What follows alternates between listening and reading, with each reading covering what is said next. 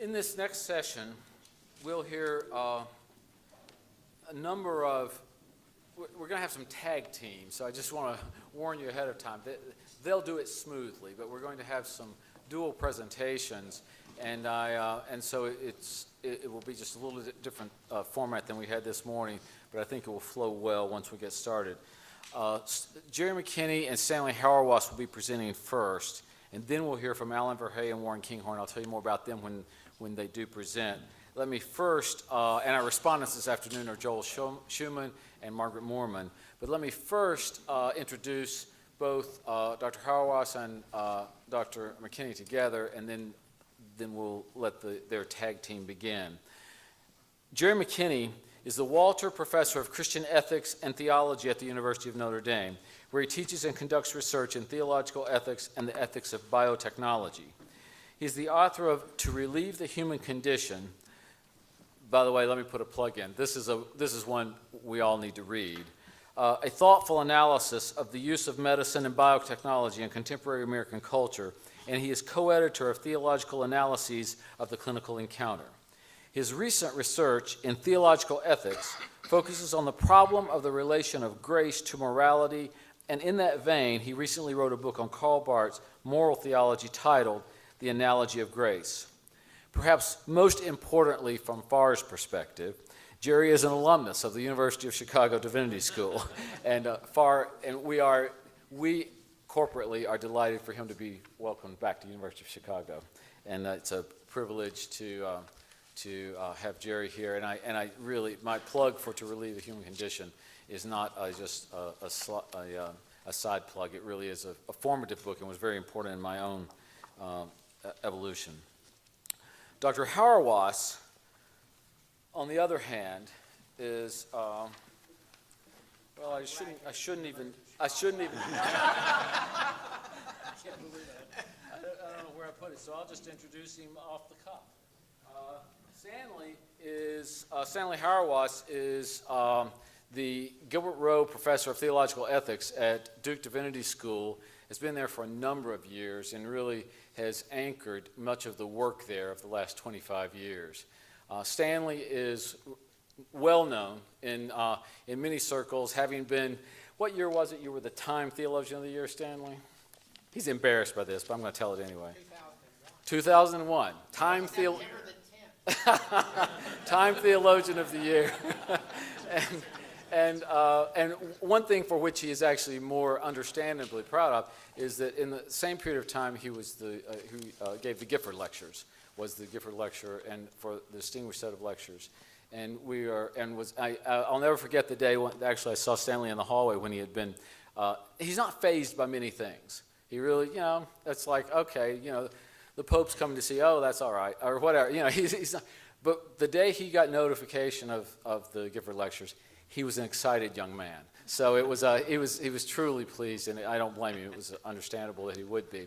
The truth is that he's written more books than I can count, but I will name two: The Peaceable Kingdom and Suffering Presence, as two very different ones in many ways, but important for what they have offered to the community of conversation through the years. Particularly relevant for us today is his book Suffering Presence, which I think many of you would have familiarity with. We're delighted to have both Jerry McKenny and Stanley Hauerwas to present on the topic of To Do Nothing Gallantly, I think, if I have that right. And they will be sort of tagged. Stanley will start, and then Jerry will come in after 10 minutes. Stanley.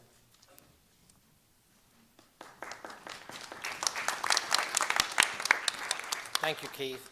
One of the great possibilities offered through the participation in the seminar was we discovered that we would like to work together.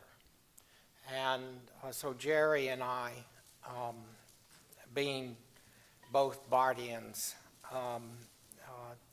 thought we could write together in a way that would make us more than we otherwise could be. And so it's a great pleasure to be able to do this with Jerry. It's also the case that the Episcopal Church is, of course, the receiver of all those Christians who are dissatisfied from where they currently belong.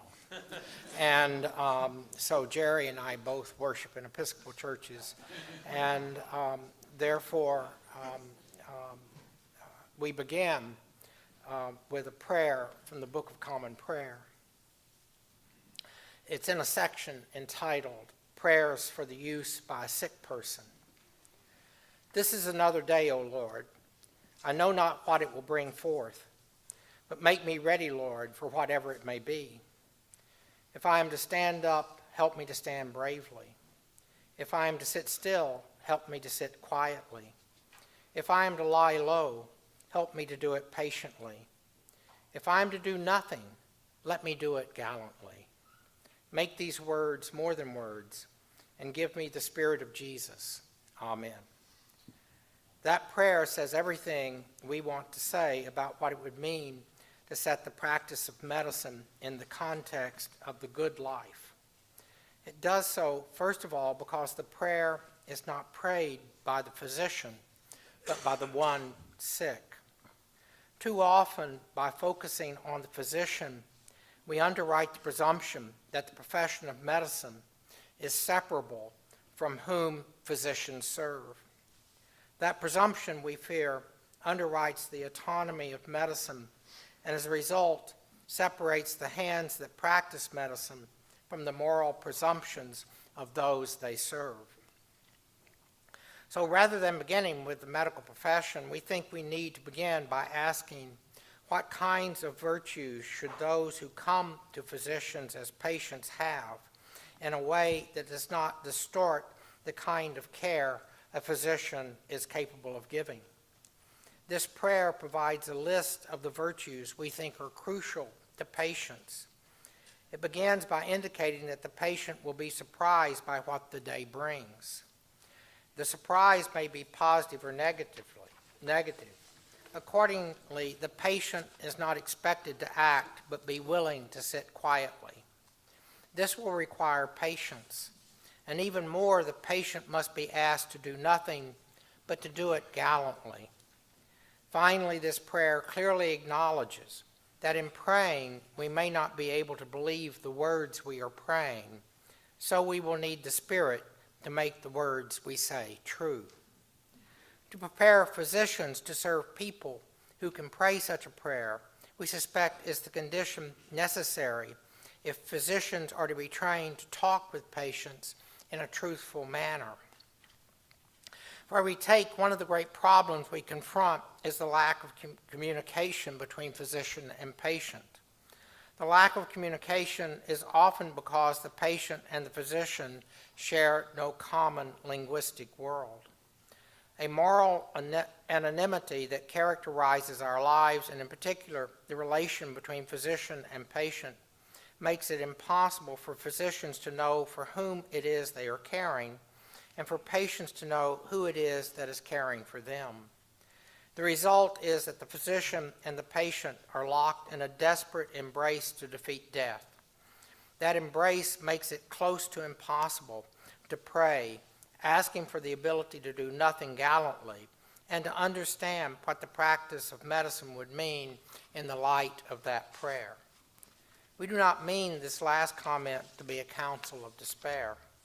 Rather, we believe that the physician and the patient often discover great commonality that they had not anticipated through the care they give one another in the face of illness. I mean, one of the things that is often forgotten is the patient gives the physician a gift by the very fact that they are asking them to invade their body.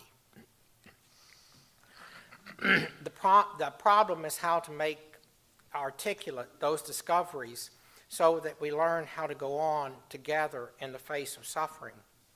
We believe that medicine is fundamentally a teaching art that requires physicians not to limit their work only to those who are present in illnesses, but also those that are allegedly well. Now, this sets up what we then discuss in terms that medicine is fundamentally a matter of communication between doctor and patient, and that cure is part and parcel, or at least the care of patients is part and parcel of the sharing of a common speech. And the loss of common speech, that is, that physicians always have known things that patients did not know, but there were habits that they shared in common that allowed communication to happen. The story of modern medicine, however, has been very much the substitute increasingly for the breakdown of such communication through the development of technologies in which make it hard even for physicians to talk to one another, but also in particular for physicians and patients to share a common world.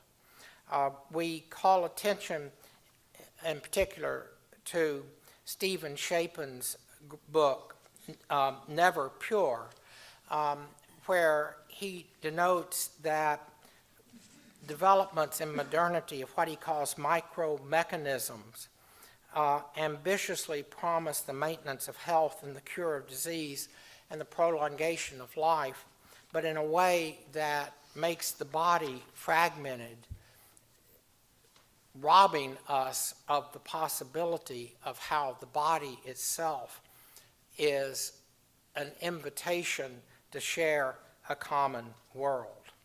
That therefore then gives legitimation to what Jerry has identified in To Relieve the Human Condition as the Baconian project. That is, my way of putting it is that so much of patient and physician alike are now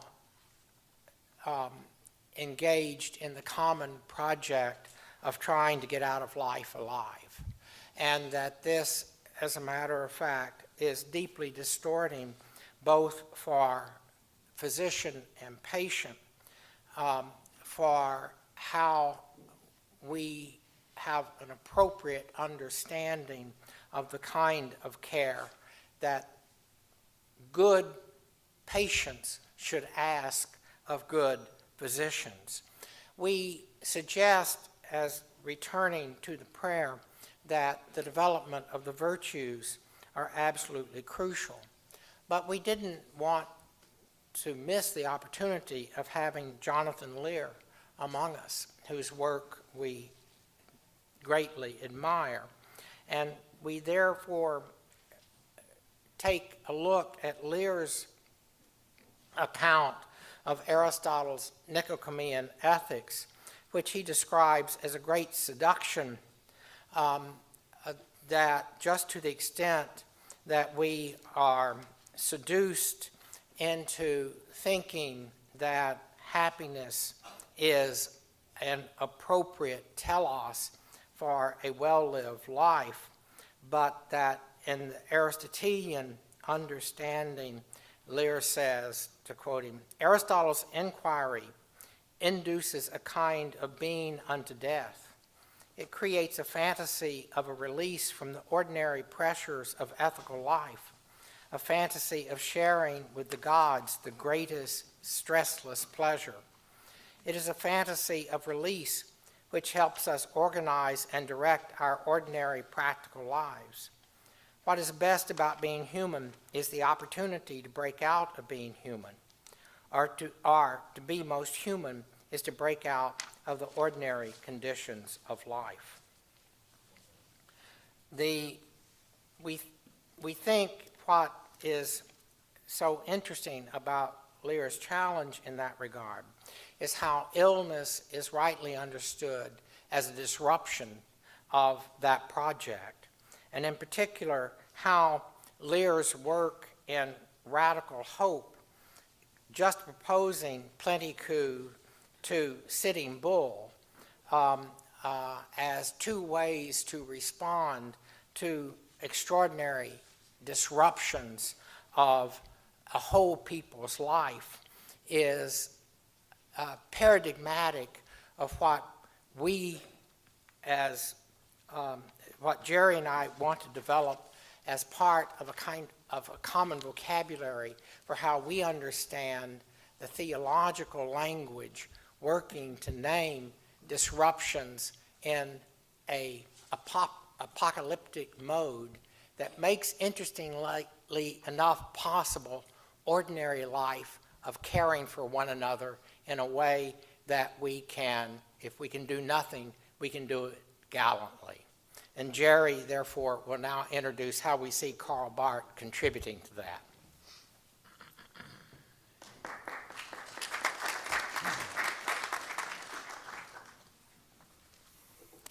I want to begin first by thanking Stanley for inviting me to write this paper with him. And I sometimes felt that we were in that strange John Woo film Face Off, where the Travolta character and the Cage character literally switch physical identities, and it's Travolta being Cage and Cage being Travolta. So I don't know, I felt like I was being Hauerwas, and for a University of Chicago Divinity School graduate, it was a disruptive and somewhat transcendent experience. But what I realized, and have realized now for a number of years, is that I have, for many, many years, been deeply influenced by Stanley. I also want to thank Far Curlin for the conversations that led up to this paper and made it possible. Okay, I'm quickly going to work through what we think is Karl Barth's way of understanding how medicine practice from the patient's perspective in this eschatological apocalyptic framework can help us to get help physicians and patients to have a common conversation that can avoid some of the problems that we've been discussing about medicine today. So Barth begins by telling us that we shouldn't think of health in terms of physiological and psychological functions, that is, as the absence of pathology. In his terms, health is the strength to be as man, or as a human being. It is the capacity, vitality, and freedom to exercise the psychical and physical functions, just as these functions themselves are only functions of human existence. So health is a state, but it's a state in which we actively exercise our functions. Respect for life in this context, for Barth, thus takes the form of what he calls the will to be healthy. Sickness hinders the exercise of those functions, and so it has a negative impact on the strength to be human. But it is not the negation of health, since the strength to be human can also be the strength and therefore the health of the sick person. Thus, even those who are seriously ill can and should, Barth thinks, will to be healthy, though without any illusions about their condition. By the same token, a person whose physiological and psychological functions are free of pathology may lack the strength to be human, and therefore be, in that sense, sick. In short, for Barth, health is inseparable from our physiological and psychological functioning, but it is not reducible to that functioning. This conception of health is obviously elusive, falling somewhere between physiology and agency, but it is not unfamiliar. Doctors and family members both understand what it means to say, for example, she's still fighting, even when her prognosis is bad, or that he's given up, even when objective indicators show no deterioration in his condition. But Barth's major point in this discussion about health is to get us to see the whole order of physiological and psychological functioning as something to be brought into the domain of our activity, something for which we are called to take explicit responsibility. So it is no surprise that when it is a question of what the will to health concretely requires us to do, he readily commends hygienics. That is, the measures one takes on one's own to maintain one's physical and psychical well-being and prevent disease. So the second point, that first one is health from the patient's perspective. What is the place of the physician from this patient's perspective? If health is a matter of our own active responsibility, what can we say about turning to the physician to promote or restore it? Barth raises this question in an interesting way. The more a man understands the question of health and sickness correctly as the question of his own strength to be as man, and therefore of the continuation of his own life history, the more wary he will be of the objectivity of the knowledge, diagnosis, and therapy of a stranger to whom we are required to give place and confidence at this very heart of our own history. End of that quote. What can a stranger, particularly a stranger whose way of seeing is determined by the categories of a general science, know of my strength or weakness to be human? To consult the physician would seem to be an abdication of one's responsibility and the surrender of one's unique humanity to the generality of objectifying knowledge. However, Barth thinks that the refusal to consult the physician rests on a misunderstanding, one that he thinks is more prevalent among patients than doctors. Another reason to start with the question about medicine from patients' side. The misunderstanding has to do with the limits of medicine. As he puts it, there exists a medical, and especially in our own day, a psychological totalitarianism and imperialism, which would have it that the doctor is the one who really heals. But this is a mistake, because the strength to be human is something which each can only will, desire, and strive for, but not procure nor attain of himself. What medicine can legitimately do, however, is to assist the strength to be human by giving free play and removing the obstacles to the will for real health through the application of the physician's knowledge of the physiological and psychological functions. The physician has no power or authority over health as such, but does have knowledge of and authority over the psychical and physical conditions that affect health, for better or worse. So it's a very modest but real position for the role for the physician. It is important to recognize that Barth here rejects the familiar humanist critique of the practice of medicine, namely that medical knowledge and intervention objectify the patient, annihilating the irreducible particularity of her illness as part of her life story. He rightly reminds us that medicine, when practiced well, is the application of general knowledge to the patient in her singularity. The problem instead is that we are tempted to expect medicine to do too much. Taken with the promise of control over the body, we look to medicine to deliver us from the vexing struggle with the possibilities and limitations of our corporeal existence, to absolve us of the obligation to affirm our life in its full and unique humanity, whatever our physical or psychological condition. The result of looking in this way to medicine to secure our humanity in the face of threats to it is that we are likely to distort the benefits that medicine really can offer.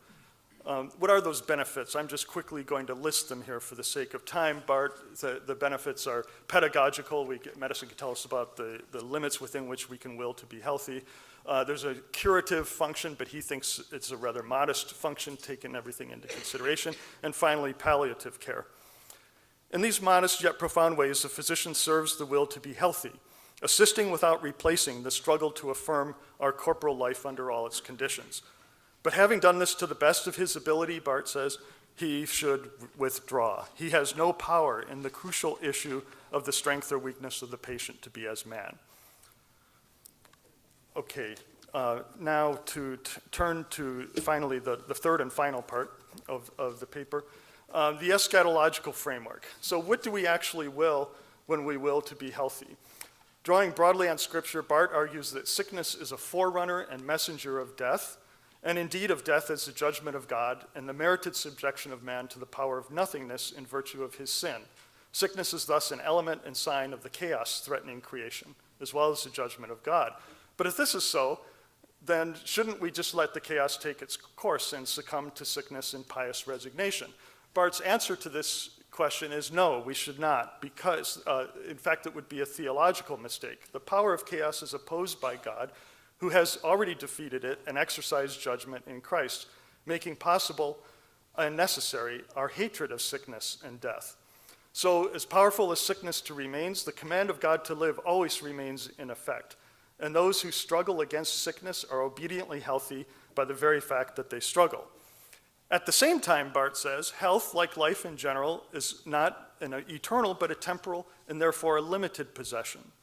For Barth, this limitation is an expression of the goodness of God, and I want to just read a quote from him because I think it captures what's really at stake for him here. Just because it is limited, it is a kind of natural and normal confirmation of the fact that by God's free grace, man may live through him and for him with the commission to be as man in accordance with the measure of his strength and powers, but not under the intolerable destiny of having to give sense, duration, and completeness to his existence by his own exertion and achievements. And this is crucial for Barth, that this sense that he thinks we modern people have, that we're under the destiny of having to give sense, duration, and completion to our existence by our own powers. This is what, for him, is especially expressed in all of the excesses of medicine that we think about when we think of the problems facing us. So the temporal limit of life for Barth indicates the limit to our responsibility. As we live in and by God's grace, it is not up to us to make our lives complete, self-sufficient, and whole by our own power and exertion, making them a substitute for the eternal life that, like our temporal life, is God's gift. So there's a limit to what is demanded of human beings, and the temporal limit of human life reminds us of this truth. Thus, Barth asks, and this is where I think what we are saying here becomes controversial, and we're going to leave you with this controversial point so we can maybe discuss it later. Barth asks, what if sickness is not only the forerunner and messenger of death and judgment, but also concealed under this alien form, the forerunner and messenger of the eternal life which God has allotted and promised to the one who is graciously preserved and guided by him within the confines of his time? It is significant that Barth poses this as a question, for there is no question of giving up the will for health in the fight against sickness. However, if this fight is to be fought rightly, and finally, it will not exclude but include patience. Insofar as it remains present, sickness will have to be borne. That it can be borne is made possible by the recognition that even in sickness we are being drawn to God. Accordingly, illness and pain can be, indeed, they must be born in joy. So this is, I think, the controversial point. Barth holds that because of this release that we have from having to secure our own lives and the meaning of our own lives, that something that challenges that can be a concealed form of God's grace. So I'm just going to close by raising what might be a suspicion here and then responding to it. For Nietzsche, of course, all Barth, or rather God, has done is seduced us into affirming life by giving a meaning to our suffering. Yet for Nietzsche, to be seduced into affirming life is not such a bad thing. And in this sense, he understood in some way or to some degree what Barth's entire discussion of respect for life is meant to convey, namely, that temporal life is an incomparable gift of God, even with all its limitations and afflictions, and that it is an incomparable loss when life is not received as the gift it is. Respect for life requires that we live in the expectation of joy, even as we stand or lie in the shadow of the cross. At its worst, medicine, or at least our expectations of medicine, cuts us off from the joy that we may have on such occasions by fueling our fantasies of control. But at its best, as Barth realized, medicine is a great help to us in fulfilling that requirement. And when it does play this role, medicine speaks in its own idiom, the language of the prayer with which we began.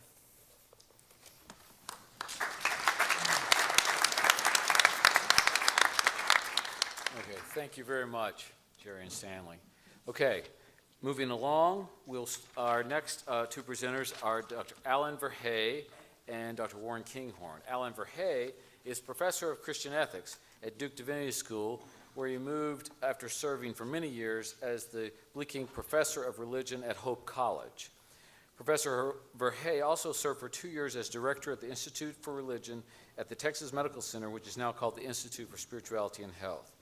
Dr. Verhey's work has focused on the application of Christian ethics, especially in the area of medical and health practice. He's the author and editor or co-editor of 12 books, including Reading the Bible in the Strange World of Medicine, and most recently, The Christian Art of Dying, Learning from Jesus. Dr. Kinghorn, Warren Kinghorn, is assistant professor of psychiatry and pastoral and moral theology at Duke University Medical Center and Duke Divinity School. After receiving an MTS, Master's of Theological Studies, from Duke Divinity School and an MD from Harvard Medical School, Dr. Kinghorn completed his general psychiatry residency at Duke Medical Center and subsequently completed a Doctor of Theology at Duke Divinity School, with his primary concentration being in theological ethics in 2011. In addition to his teaching roles at Duke in both the Medical Center and the Divinity School, he is a staff psychiatrist at the Durham VA Medical Center, where he directs the Psychiatric Emergency Care Program. Drs. Verhey and Kinghorn will present a paper titled Medicine in an Apocalyptic Context.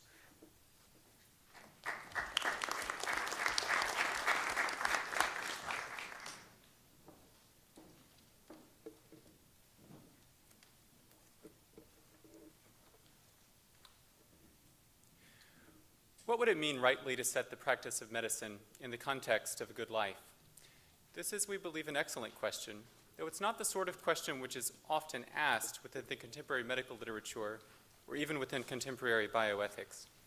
It's a question which looks beyond the moral minimalism of universal principles and invites much more robust and self-involving descriptions of the good life, descriptions which, in a culture of moral and religious diversity, will reflect the deep particularity of the cultures, traditions, and communities which have formed us. We approach this question as Christian scholars, and in this paper we invite readers and listeners of all persuasions to imagine with us how a Christian understanding of apocalyptic might properly situate medical technology and medical practice, not only within individual good life, but within a good but broken creation which longs for God's good future.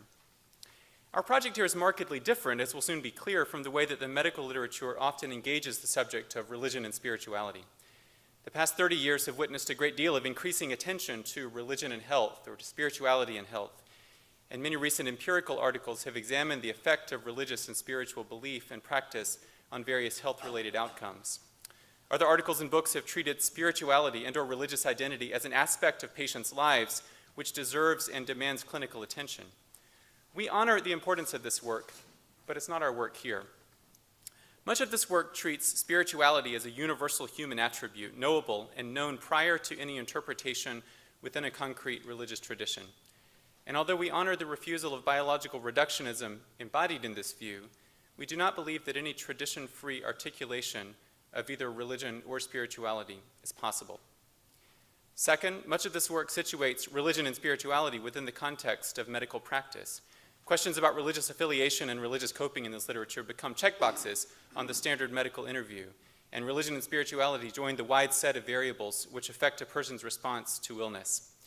But the question before us today in this project is entirely different, with the foreground and background inverted. We're not asking today how religion and spirituality, even in its Christian forms, might be rightly set into the context of medical practice. Rather, we're asking how medicine might be rightly set into the imaginative context of what theologian Karl Barth called the strange new world within the Bible. The context we will describe here is, we admit, a strange world, even for those who think they know it well, and we don't presume everyone will feel at home in it or associate with it.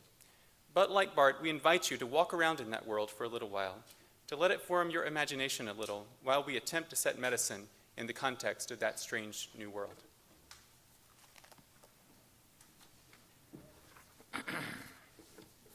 So when Barth first described that strange new world within the Bible, he was famously indifferent to the work of the Guild of Biblical Scholarship.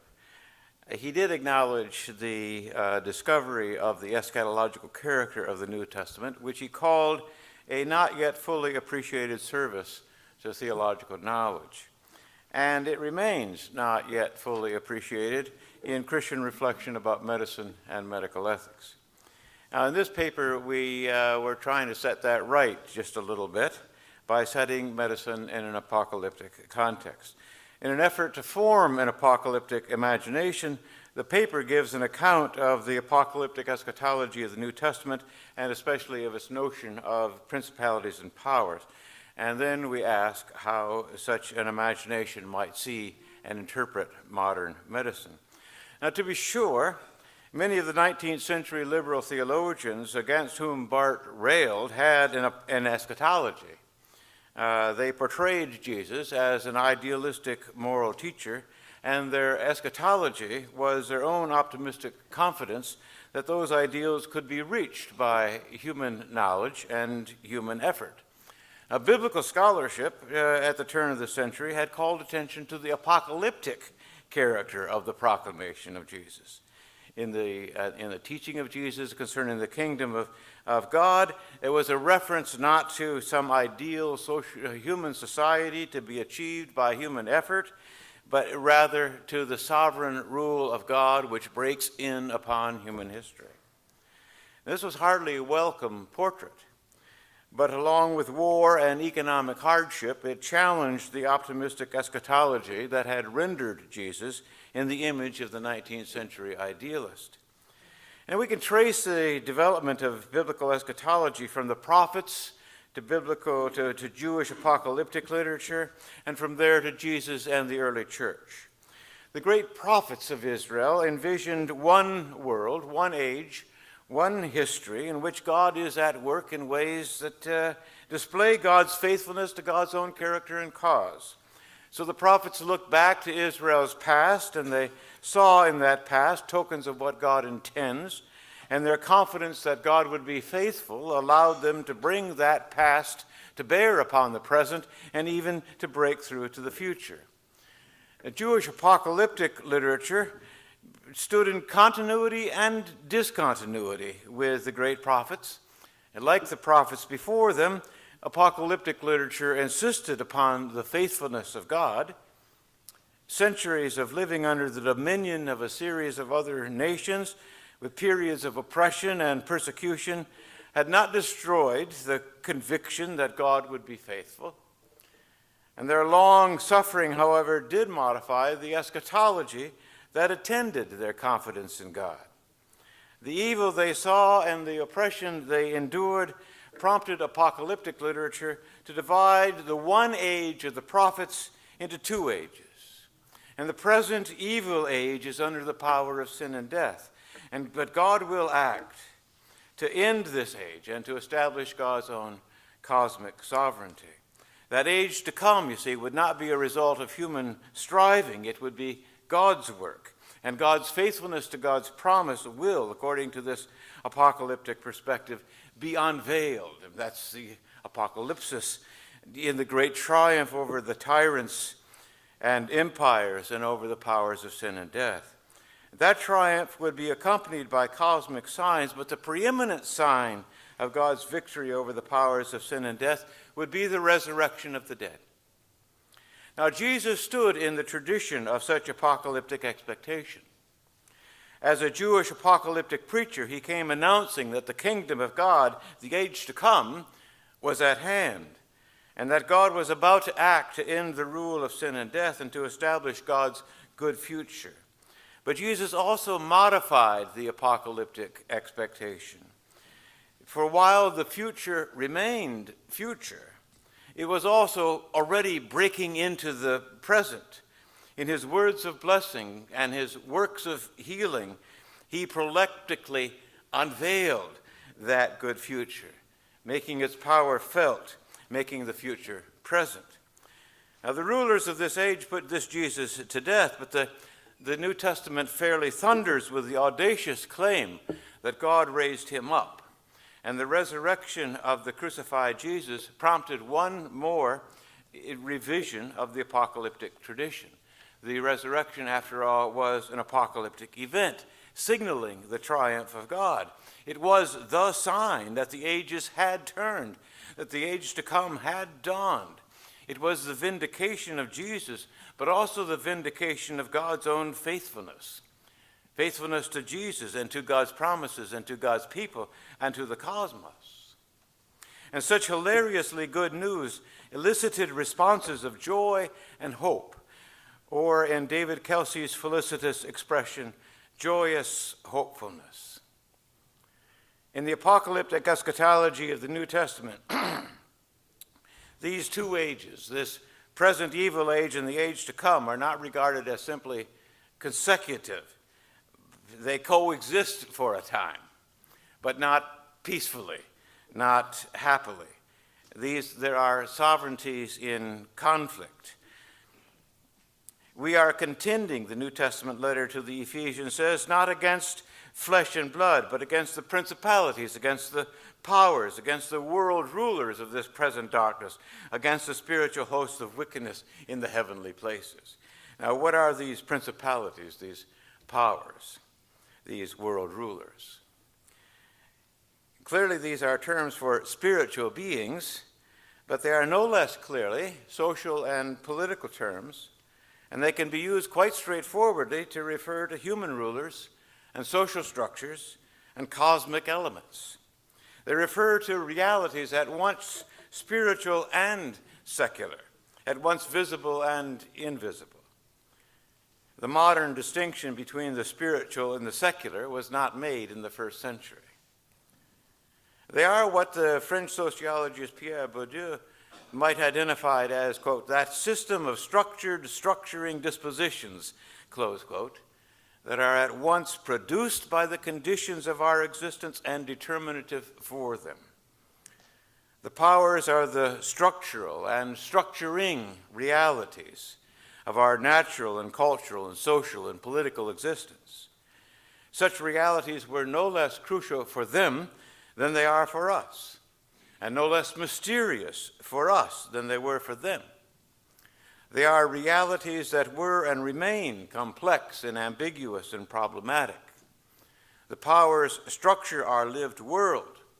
They shape the proximate context for human life.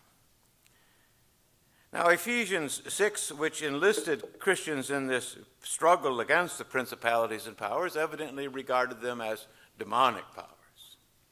But the powers were also regarded within the New Testament as part of the creation, as part of what God made and called good. And the powers were not demonic or antithetical to God in the beginning.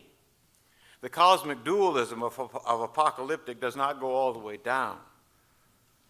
The powers were the underpinnings of creation and of a common life.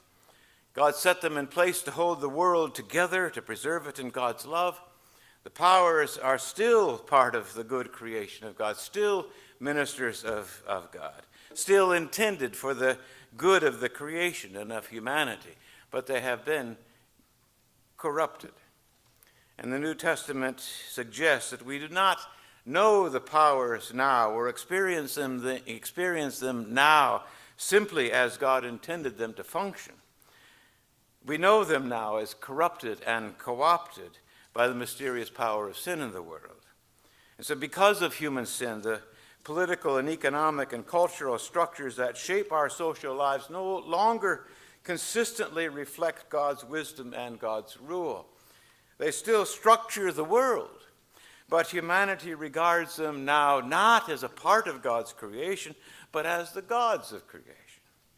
In this demonic reversal, they, rather than God, are made the basis of our confidence and hope. They, rather than God, receive our loyalty and provide our identity and community. They are ascribed an ultimacy that is not their own. In humanity's revolt from God, the powers become the rulers of this age. They become tyrants. The powers then are part of the good creation of God, but co-opted and corrupted by the power of sin. But then the New Testament also affirms that God in Christ has disarmed the rulers and the authorities and made a public example of them, triumphing over them. The powers have been shown up as usurpers of God's power, unmasked as false gods, disclosed as desperate and unjust and hopeless pretenders to divine power. It is God who is God, not these powers. It is Christ who is Lord, not these powers. And disarmed and unmasked, the powers lose their tight-fisted hold on humanity. They're put in their place, denied their claims to ultimacy. The powers had been disarmed and unmasked, and therefore the early Christians could live and die in the confidence that neither the threats nor the promises of the powers could outreach the faithfulness of God. So they called these powers back to the service of God and to the cause of God. And the cause of God had itself been unveiled in the vindication of this Jesus. The cause of God is life, not death. It's human flourishing, including the flourishing that we call health. It's embodied integrity and peaceable difference in community, blessings upon the poor and humiliated. In the not yet character of our existence and of our medicine, part of what we know to be the cause of God can conflict with another part of what we know to be the cause of God. But by their practices and by their, including their medical practices, Christians are called to display the first fruits of God's good future in something like joyous hopefulness.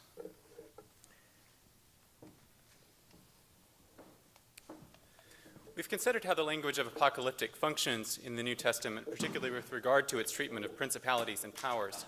But what would it mean to imagine medicine in an apocalyptic context? What would it mean to see and to interpret medicine and our use and performance of medicine in the light of God's triumph over the principalities and powers in the resurrection? With the recent exception of Joel Shuman, who we'll hear from in a few minutes, few have addressed these questions, though in his book Fabricated Man, the Christian theologian and pioneer bioethicist Paul Ramsey gestured toward this in a scathing critique of geneticist H.J. Mueller's advocacy of eugenic social planning as a means to avoid a, quote, genetic apocalypse. Ramsey criticized both Mueller's, quote, ultimate and unrelieved pessimism about the human genetic future, and also Mueller's tone of assertive or declaratory optimism that eugenics would lead to the salvation of humanity. Mueller hopes on in despair, Ramsey said, and then he went on to say, an Abraham of genetic science, if one should arise, would be one who, when all hope is gone, hopes on in faith, and who therefore need neither fear the problem nor trust the solution of it too much. We celebrate Ramsey's early attention to Apocalyptic, but we believe that it is insufficiently attentive to the New Testament's witness to the resurrection as God's triumph over the powers. And this calls for a more nuanced account of the New Testament's treatment of powers. In this essay, and specifically, we distinguish between two types of powers. First, there are the powers which intrinsically threaten God's reign, powers which, according to the New Testament, will not be transformed, but rather destroyed in God's good future. Sin is the clearest example of this sort of power. God raised Jesus from the dead, not to redeem sin, but to vanquish it. The New Testament also identifies death as an enemy to be destroyed. And following the scriptural lead, we will affirm that death, understood as complete and permanent separation from God and from God's good things, is also a power which intrinsically threatens God's cause and reign. But we affirm also that death can be understood simply as mortality, as the simple fact that we will all die. And understood in this way, death as mortality can function as a blessing, in that we are reminded of our contingency and dependence on God. In a fallen and disordered world, however, the only world we know, humans often do not experience death as a gracious reminder of contingency. More often than not, we fear it and fight anxiously against it because it threatens separation from all we hold dear. But when we so desperately resist death, our resistance can paradoxically enable death to communicate its power to those things to which we turn to defeat death. That is, in order to rid death of its power over us, we submit ourselves to various disciplinary structures which promise to free us from death, and in so doing subjugate ourselves to these structures, which thereby form the proximate context for life in modern culture. There are many such structures, but modern technology is certainly one of them, and perhaps never more so than in the context of modern biomedicine. These structures are a second sort of power, but unlike sin and death, they're not intrinsically opposed to God's good reign, they're created good. In the context of sin and death, however, these structures have come to presume an ultimacy which is not their own. And insofar as this is the case, they've become powers in the apocalyptic sense. We'll say more in a minute about how medicine might be considered a power, but it's worth pausing here to affirm that in the context of Christian faith, medicine as power can only be redeemed, and therefore rightly set in the context of a good life, because death as power has already been defeated in the resurrection of Jesus Christ. This clearly does not always seem to be the case. Death, rather than the God who creates and sustains life, too often seems to have the last word, threatening to sunder us from our flesh, to alienate us from our communities, and to threaten any sense that we're the cherished children of God. In the context of these threats, death rules. It becomes the ultimate enemy. In Christian proclamation, however, death does not have the last word. The apocalyptic act of God in raising Jesus from the dead unveils the future triumph of God over the last enemy, death. Jesus, the Bible says, is the first fruits of those who have died. So even while death continues to assert its doomed reign, a joyous hopefulness may be confident that God is faithful to God's promises, that not even death can finally separate us from God's love. Disarmed and unmasked, death loses its tight-fisted grip on humanity. It's God who is God, and not death. Such an eschatological view of death may seem nothing more than the denial of death's present reality, but in fact, just the opposite is the case. Christian joyous hopefulness is brutally realistic, able to engage the darkest and most agonizing moments of human existence, ready to mourn and to lament, but to do so with the certainty of hearing, with confidence in the faithfulness of God, with the readiness of what Nicholas Wolterstorff calls aching visionaries, who have caught a glimpse of God's good future and who weep because it is not yet. For Christians, the good news that death has been defeated allows us to recognize our contingency and mortality as the blessings which they are, reminding us that our very life is a gift. Christians can still actively resist death, but without the fear that death has the last word. Christian proclamation of God's defeat of death is accomplished in embodied practices of faithful dying, in practices of caring faithfully for the dying, in practices that disclose that life is a great good, but not the ultimate good, death is a great evil, but not the ultimate evil. With the apocalyptic imagination of the New Testament, death need not finally be feared, for it is not as strong as God's love. We need not fear the problem too much.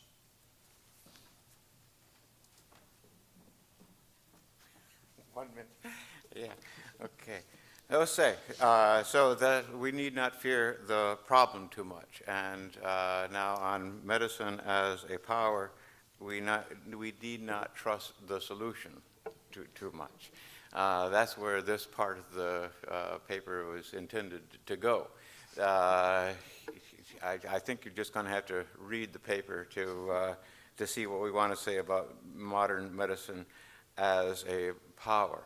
It's coherent with this notion that medicine is a gift of God the Creator. And it is a ministry which can serve God's creative purpose. It comports with what we said about the possibility of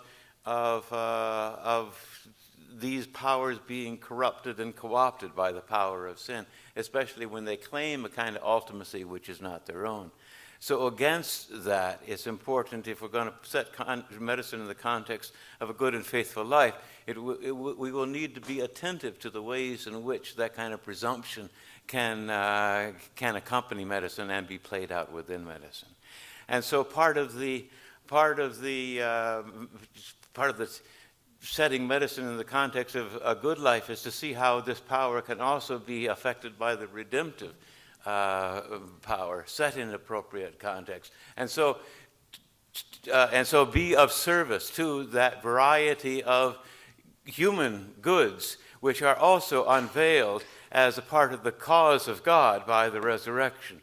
So revisiting once again that life is a good and not death, that human flourishing is a gift of God and the aim of God, and not including the human flourishing that we call health, and not human suffering, and that the account of lifting up the poor and the humiliated, the attention to the sick in Christ's solidarity with the suffering, all of that in ways that these things remain. These goods can come into conflict. There's no escaping ambiguity by means of this apocalyptic perspective. On the contrary, it allows us to endure something of the ambiguity of medical practice and of our own lives by hoping finally in the faithfulness of God. The final part of the paper, it attends to the proximate context of medicine. Medicine is always conducted in a context, and we attend to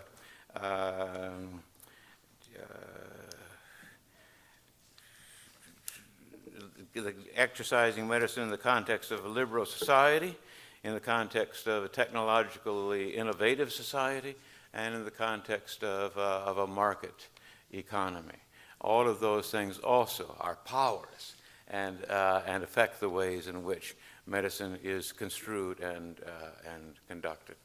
Thank you very much. It was an opportunity to be in conversation with Warren and with a wonderful group in the working group.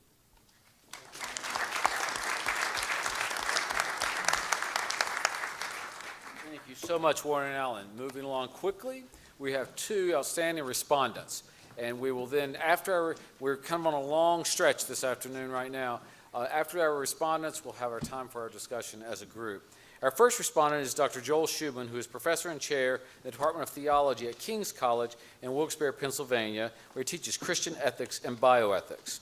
He works primarily at the intersection of healing arts and other applied biological sciences with moral and political philosophy and theology, with a background actually as a clinician in physical therapy. He's the author of several books regarding Christianity and medicine, including Reclaiming the Body, Christians and the Faithful Use of Modern Medicine, which he co-authored with Brian Volk, and Heal Thyself, Spirituality, Medicine, and the Distortion of Christianity, which he co-authored with me. Joel, come ahead, buddy.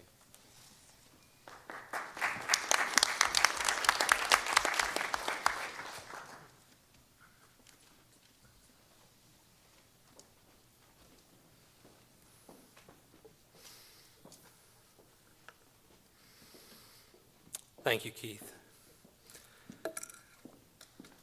These two essays have in common their assertion that a proper narration of the practice of medicine in the context of a good and faithful life demands a consideration of the apocalyptic dimension of Christian faith and practice. In Doing Nothing Gallantly, Hauerwas and McKenny claim, following Barth, that, quote, sickness is an element and sign of the world threatened by destruction due to sin, and our fight against sickness is our response to God's opposition to sin and its destruction. Yet within this same context, and without overriding the required will to health, sickness may be received as a concealed sign of the enclosure of our lives by God's grace, and thus born in joy, end quote. In making this claim, they hint at a fundamental aspect of the Christian apocalyptic imagination, which is that the current age is in fact the overlapping of two ages: the old age, which is passing away and is characterized by the creation's alienation from God, and the new age, which is breaking into history and is signaled by the resurrection of Jesus and characterized by the coming restoration of the creation's original peace. These ages exist in profound tension, and Christians are called to live faithfully in the midst of this tension, where one of the principal signs of the persistence of the old age is the continued existence of sickness and death. In the midst of this tension, it is one task among others of the Christian community to form its members into persons capable of praying the prayer with which Hauerwas and McKenny begin their essay, which is to say, I take it, to form them into women and men capable of seeing sickness as something that is sometimes to be borne in joy. Yet this is no small matter, for the old age, in which seeing sickness as something to be borne in joy is contrary to some very basic instincts, is very much alive.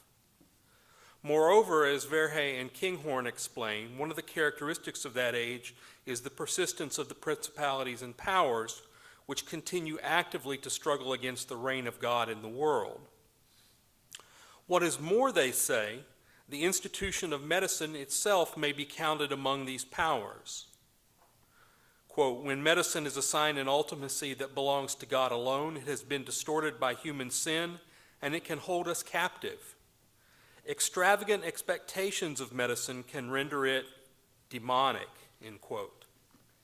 Christians must be prepared to engage medicine critically and to discern when its claims are idolatrous.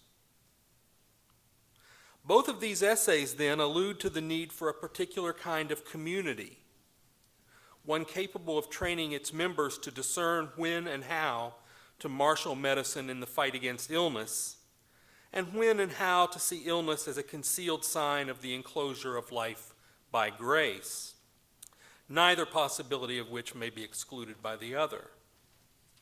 What does this discernment look like?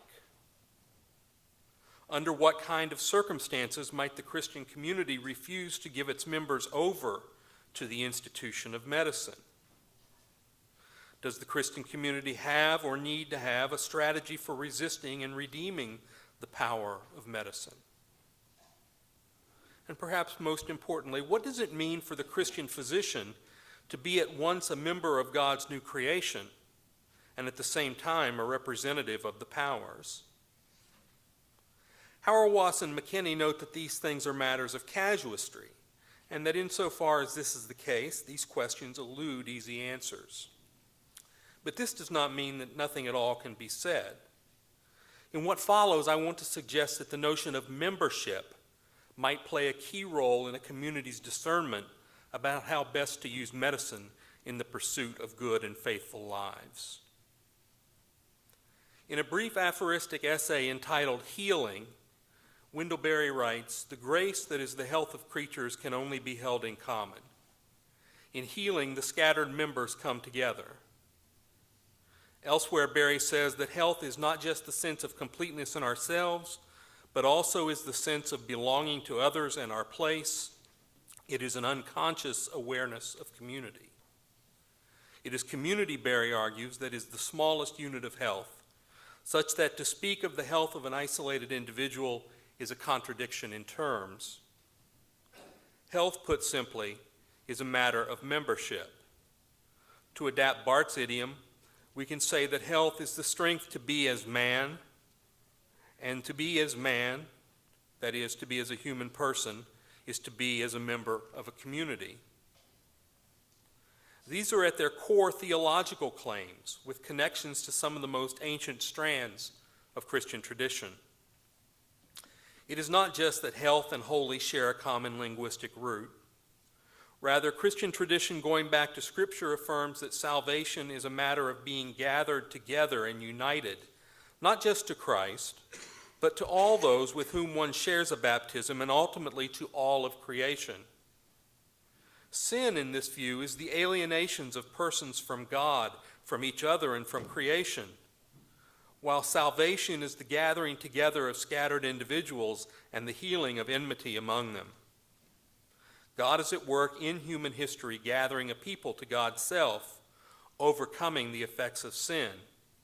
As Henri de Lubac says, whereas God is working continually in the world to the effect that all should come together into unity, by this sin that is the work of man, the one nature was shattered into 1,000 pieces, and humanity, which ought to constitute a harmonious whole, in which mine and thine would be no contradiction, is turned into a multitude of individuals as numerous as the sand of the seashore, all of whom show violently discordant inclinations.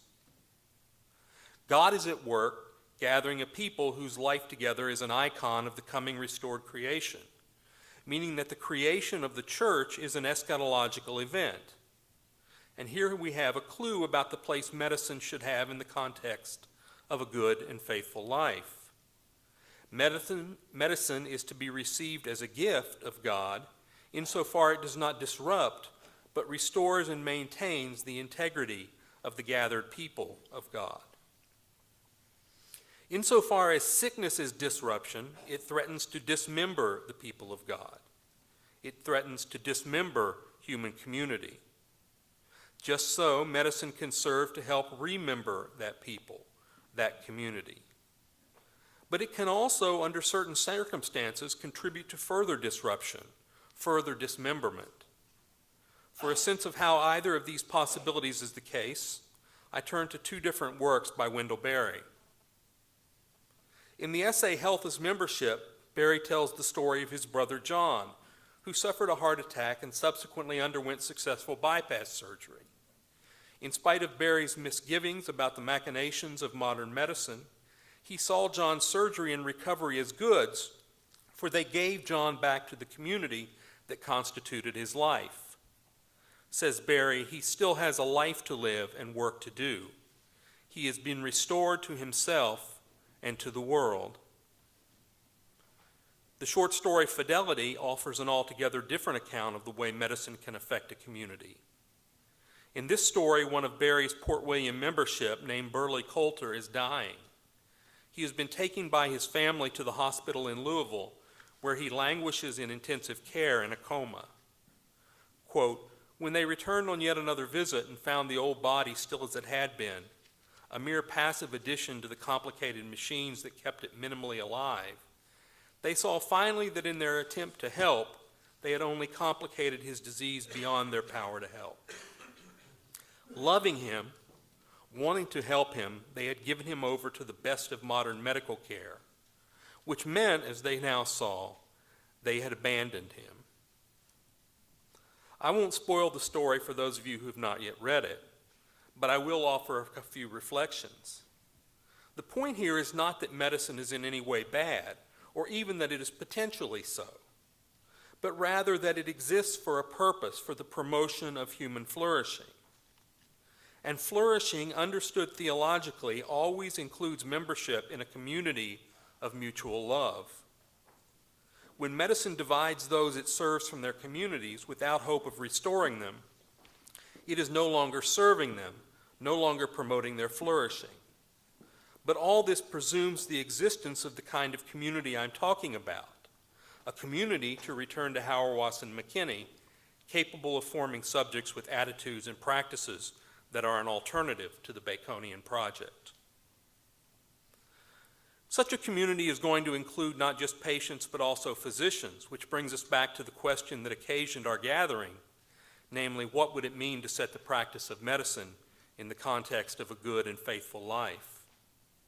According to Hauerwas and McKenny, it would mean that patient and physician share a moral language that serves as a hedge against reducing the craft of medicine to, quote, a desperate embrace to defeat death, end quote.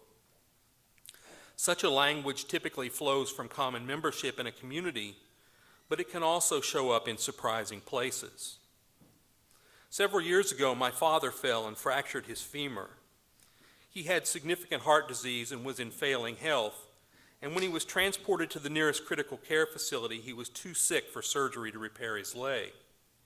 He was in end-stage heart failure, and in spite of the best efforts of the physicians and nurses in the CCU, he wasn't getting better. His physicians repeatedly used the word fragile to describe his health, and over the course of the next 24 hours or so, we began to get the message. He was dying, and the interventions with which he was being treated were only prolonging his dying. In the meantime, we were separated from my father by his placement in the critical care unit. He was confused and disoriented, as so many patients in the critical care unit are, unable to communicate with us, and at times seemed to be on the verge of psychosis. My father's second night in intensive care was especially difficult, and the next day our family met with the physicians who were caring for him.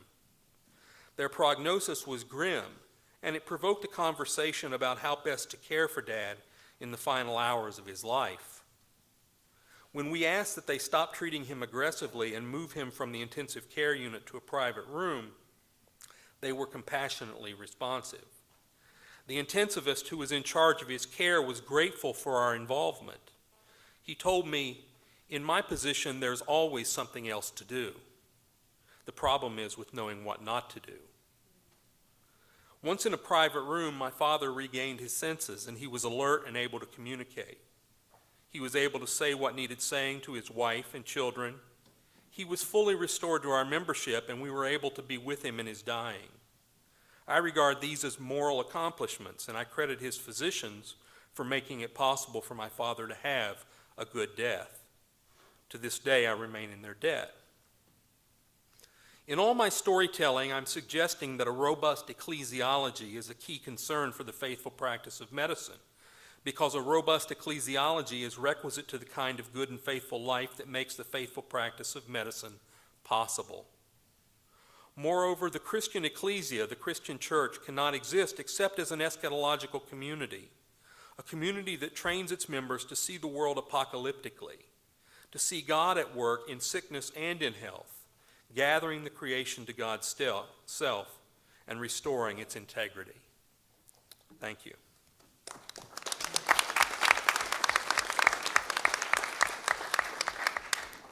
Thank you, Joel. Our second respondent is also a person of distinction and long-standing stature in these intersections in religion and health, in medicine and religion. Dr. Margaret Mohrmann is Emily Davey and Joseph S. Kornfeld Foundation Professor of Biomedical Ethics, Professor of Pediatrics and Medical Education, and Associate Professor of Religious Studies at the University of Virginia, where she directs the program in Biomedical Ethics in the Center for Biomedical Ethics and Humanities. Dr. Mohrmann is one of those very rare physicians who not only has PhD training in religion, but who has for years continued to teach and win numerous teaching awards in both the medical school and the Department of Religious Studies. Margaret has done so while practicing pediatrics, directing the UVA programs in biomedical ethics, and conducting her own interdisciplinary scholarship at the intersection of ethics, religion, and medicine.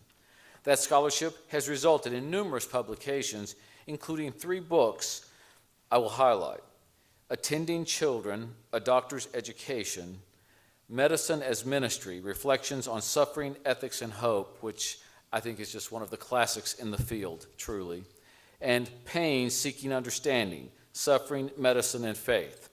Dr. Mohrmann is eminently qualified to comment on what it would mean to set the practice of medicine in the context of a good and faithful life. We're delighted and privileged to have her with us today. Dr. Mohrmann.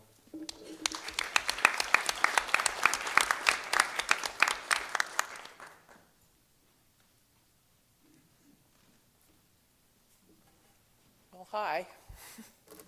I'm glad it's my turn, especially since we got this accumulation of everything that's been said so far, and I feel like I've been sitting there scribbling on my notes because I feel like I'm going to be echoing everybody. So y'all can all go take a break now if you want to.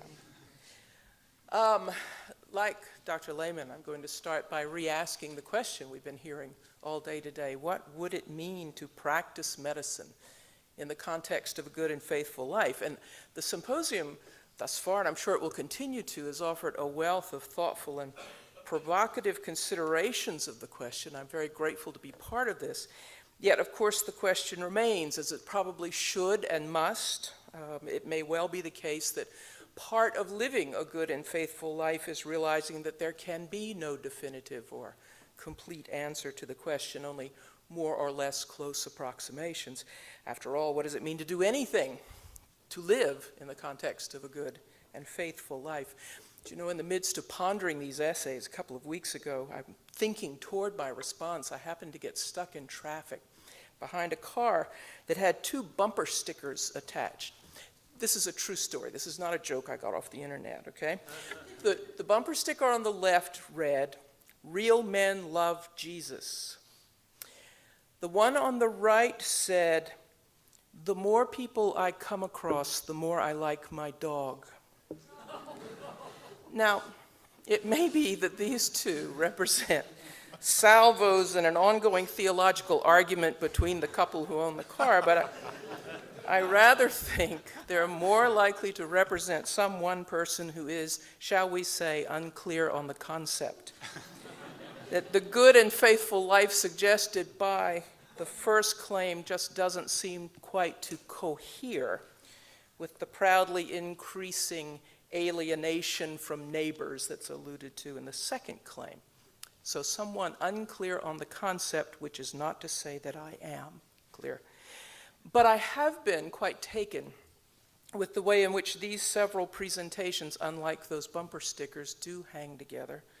And I think you'll hear in some way responses to all of them in what I have to say, some more explicitly than others, although I am responding primarily to these last 2 fine papers, and I think you'll also hear me echoing much that was in this morning's responses. Alan and Warren have, among other things, done an elegant job in their paper of pointing toward medicine as a holy calling, but only and necessarily in conjunction with putting medicine in its proper place as undoubtedly a power, but a power appropriately harnessed, a submissive power, if you will. And Stan and Jerry have issued an equally profound challenge to medicine by characterizing patients able and willing to pray the stirring petition that you heard Stan begin his presentation with, around which they've centered their arguments, and then they have rightly placed medicine in the role of an assistant to persons praying that prayer and exercising their fundamental responsibility toward their own health. That is, I think each of these papers is doing necessary, important, and I think correct work in situating the place of medicine in relation to God and in relation to its patients who understand themselves in relation to God. And it's in conversation with these thoughts that I want to consider some implications of this situating of the practice of medicine, rather more specifically, implications for the practices of physicians. Stan and Jerry talk about preparing physicians to care for persons who can pray such a prayer, which leads me to wonder, and clearly I'm not alone from what we've heard today, to wonder how and whether a doctor so prepared may also be able to care well for those who may like to but cannot or will not pray that prayer, and may also be able to care well in meaningful and faithful ways for patients for whom that prayer is meaningless. I wonder, too, about the preparation required for becoming the doctor who can discern which kind of patient this is before him or her. And I very much appreciate Joel's bringing discernment into this, because one of the things I was going to say is that clearly is going to have to be the topic of the next conference. So I think Joel will set us on our way with that one. Alan and Warren rightly remind doctors that our work is a form of discipleship. It's a humble ministry. It's a service. no more and no less important than other communal efforts to improve and maintain health. And I wonder what is needed to sustain that posture of humility in the world of medicine as it is, and simultaneously to be aware of and actively moving toward what medicine is not yet could be. What each of these essays seems to me to be calling for is a certain kind of discipline for the discipline of medicine. So by way of response, I want to explore, and in ways that I hope can be seen as relevant across a number of traditions, religious and philosophical, I want to explore what I shall call the ascesis of medicine, the ascesis of being only an assistant. Please hear the parentheses around only in that phrase, the ascesis of being only an assistant. It is my homage to Paul Ramsey and his influential early discussion of only caring for the dying. But it's also, as you will hear, an emphasis on humility, the discipline of remembering that one is only an assistant or servant, if you will, or my preferred term, attendant. And at this point, I need to acknowledge my debt to the theologian Gene Rogers and his discussion, illuminating discussion of marriage as an ascesis. To regard medicine as an ascesis is to highlight and encourage the cultivation of a particular set of attributes ingredient to situating the practice in the context of a good and faithful life. Stan and Jerry begin their discussion with patience. Quite appropriately so. Professor Marty pointed this out this morning also. It's a salutary correction to our constant focus on the doctor side of the medical equation. But just so, I believe the ascesis of medicine, like the practice of medicine, begins with patience. And here I am relying on the spoken confusion between patience, TS, and patience, CE, because I mean both words, and in a number of ways. It's a common joke in medicine that to enter medical school is to enter a world in which everyone is either a doctor or a patient, and the denizens of that world know quite well which category they are in. But doctors at every point are also patients in the root sense of that word, the participle patiens. For doctors, too, are undergoing, are suffering experiences that call for some degree of patience, of endurance. Tertullian, in the year 200, wrote what is considered by many to be the first treatise in Christian ethics, or the first Christian treatise devoted to ethics, I should probably say. Its title is De Patientia, on patience, or better translated, on endurance. Now, Tertullian wrote in the context of persecution, but also in the context of an imminent eschatology, the Christian community's long and not always patient yearning for the return of Jesus, for the end times, the final culmination of God's intentions for the world, the final assumption of Christians out of an oppositional world into an anticipated paradise. And in Tertullian's hands, patience becomes the primary Christian virtue, the number one mark of obedience, the indisputable sign of the Spirit. And as it was for Tertullian's expectant ecclesia, this spirit of patient endurance of the way things are here and now nurtures the virtues of ascetic attendant medicine. Patience itself, humility referred to in so many ways today, responsibility, fidelity, courage, prudence. In regard to this matter of patience, I found myself, reading these essays, thinking about my response, I found myself repeatedly thinking particularly of the clinician's obligation to respond patiently, and probably most often silently, to the varieties of theologies expressed by religiously committed patients.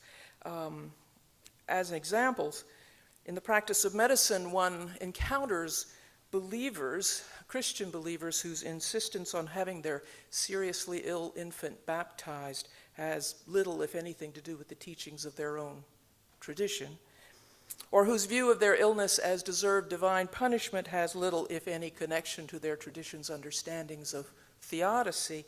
And if you have ever dipped into the literary genre of Christian pathographies, you'll have found lay theologies that rarely include any sense of God working in and through medicine and its practitioners, rarely any idea of the kind of discernment, again, the kind of discernment that the prayer that Stan and Jerry were talking about, that prayer requires, discerning whether this day I am to do nothing gallantly, or this day I am actually called to stand bravely and take that next round of chemo. But that the pathographies instead rely on God's direct miraculous intervention to overturn the prognoses offered by medicine. There is indeed, as we have heard, a long-standing problem of faulty communication between doctor and patient, but we should also note, I think, a corresponding problem with communication between theologians and religious adherents, enough so to wonder at times whether theologians and laity inhabit a common moral world, which of course, as a sort of aside, raises one basic response to this symposium as a whole, which is sort of whither these papers, that is, what's the next step for patients and practitioners alike? What's the intended move from theory to practice, from theological and philosophical reasoning to reforms of practice or education or reformation of patients and physicians? But back to my main point, the part of the ascesis of being only an attendant, then, is patience. And clearly, another crucial aspect of this ascesis does have to do with the need for humility, which, as Allen and Warren explain, is indeed the appropriate posture for a harnessed power occupying its rightful, ordered position sub specie eternitatis. Humility is an essential, even if often missing, an essential attribute for a profession that understands so little about the good use of its technological marvels and can know so little about the persons upon whom it proposes to use those marvels. It is another wry joke in medical education that 50% of what we're teaching is wrong, we just don't know which 50%. The claim is probably true, even if the math is not quite accurate, but would seem that the good and faithful response to it is not the usual knowing chuckle that effectively disregards its point, but rather humility. In the face of this daunting combination of ignorance and the incorrigible uncertainty of medical practice and the power we wield nonetheless. Humility, not to mention, as Alan has said just now, endurance, patience in the face of such ambiguity. And if Farr is correct in his construal of the ironic moment, it would also seem that an ascesis of medicine, these practices of patience and humility, are also essential preparation for that awareness of the irony within which we practice and live. The ability to allow oneself to be called into question. The ability to enter the cloud of unknowing. For if I have understood Farr correctly, I think the discussion of irony has a lot of interesting and potentially fruitful resonances with Christian mystical practices. Okay? The ability to enter the cloud of unknowing requires disciplined preparation. Mystical experiences do not come to the unprepared, and especially preparation in the art of listening, of paying attention, the receptive arm of witness that Dan speaks about, which itself is an integral part of the practice of humility. And such a disciplined preparation, I would argue, not only allows the practitioner, as the mystics would say, to receive the illumination that fills one who has emptied herself of what she thinks she knows, but also enables her to return to the practice, ready and able to see in her daily encounters, in the mundane tasks of her work, that the not yet realized ideal of the practice is always already present, however partial and however masked.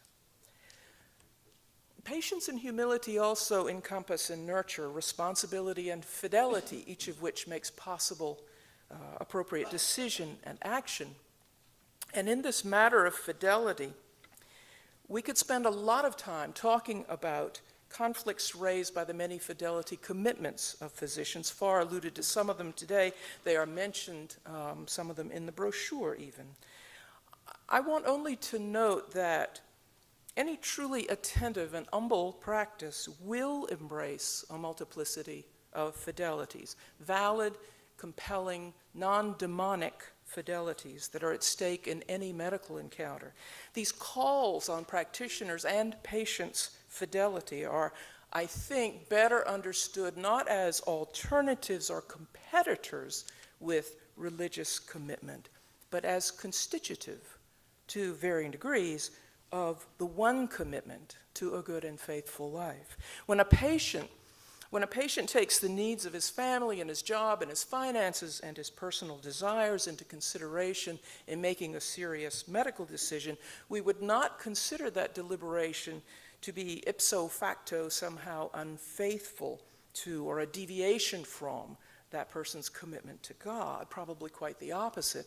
And so too, when a physician weighs commitments to the patient's welfare and to public health concerns, the financial viability of the hospital, the future education of future doctors, and his or her own religious tenets, we can see that deliberation itself in recognition that all of these things matter in God's eyes. We can see that deliberation itself as a true expression of fidelity and not a violation of it. A physician with ironic awareness, it seems to me, can even see these conflicting commitments as a manifestation of the not yet breaking into the already and revealing something about medicine, both in its ideal form and in this day's instantiation of that ideal. For our medicine is not now the medicine of Hippocrates or Maimonides, or for that matter, Bard. The ongoing social construction of medicine is, at least in part, a valid manifestation of, at a minimum, the responsiveness that surely is a crucial facet of medicine's aspirational ideal. Patience and humility open us to ways in which the evolution of medical practice may be bringing it closer to its ideal, at least in some ways, rather than turning it in the opposite direction. And of course, as always, in these matters, discernment is key. The ascesis of being only an attendant for the ill calls all for the courage that enables one not to fear the problem too much, with thanks to Allen and Warren for reminding us of that felicitous phrasing by Paul Ramsey. It takes courage not only to overcome too much fear of the severity or the enigma of a patient's illness, but also to face down the paralyzing fear of unrelenting medical ignorance and uncertainty, as well as too much fear of the engulfing threats of technology, in order that the tools of medicine be used well and faithfully. And ascesis calls for the practical wisdom that reminds us that no apparent solution to any of these problems is to be trusted inordinately, whether the solution is chemotherapy and ventilators, or evidence-based practice, or narrative medicine, or theological reasoning. Right? In a good and faithful life, everything is partial and imperfect. Everything we think we know is caught in the ironic awareness of humans in relation to God. To everything, the ascetic learns to say, with Buber, this too is thou, neither is this thou. Paul, in his letter to the Romans, said that it is suffering, tribulation, that produces patience, and patience forms character, which Bart, since we invited him here this afternoon, which Bart defines as the particular form in which each is commanded to be. In Romans, the Latin translated as character is probatio. It's a word that has built into it the sense of testing, of being proved. So it connotes character as something demonstrable, not just something claimed, but something proven. And the proofing, according to Paul, comes precisely from the troubles, from the tribulatio, that have called for patience, for endurance.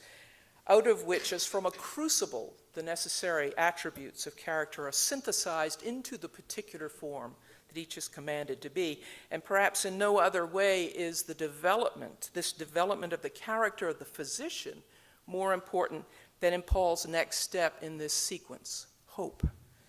Character, he says, produces hope. And it is, I think, this ascesis of being only an attendant, with its necessary dispositions and its essential periods of silence, of listening and waiting, that reveals an expanded sense of what may be and should be hoped for. Nicholas Christakis has well described the puny sense of hope. I don't think he uses that term, it's mine, the puny sense of hope, that is all many physicians have to work with, such that they are left claiming that their failure to give truthful prognoses to patients is actually required by the obligation that they not take away their patients' hope, as though longer disease-free life is the only option worth hoping for. But in contrast, a character formed by patience and humility in the doctor and in the patient can see an expansive and manifold hope.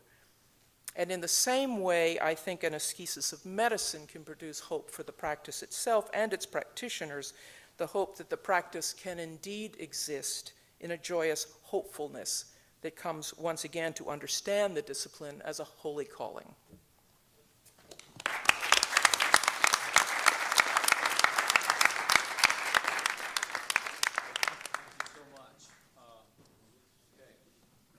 Afternoon of presentations, and I want to give our presenters just a moment to respond to the respondents if you have anything you'd like, and then you can go ahead and be gathering and making the line for questions from the audience.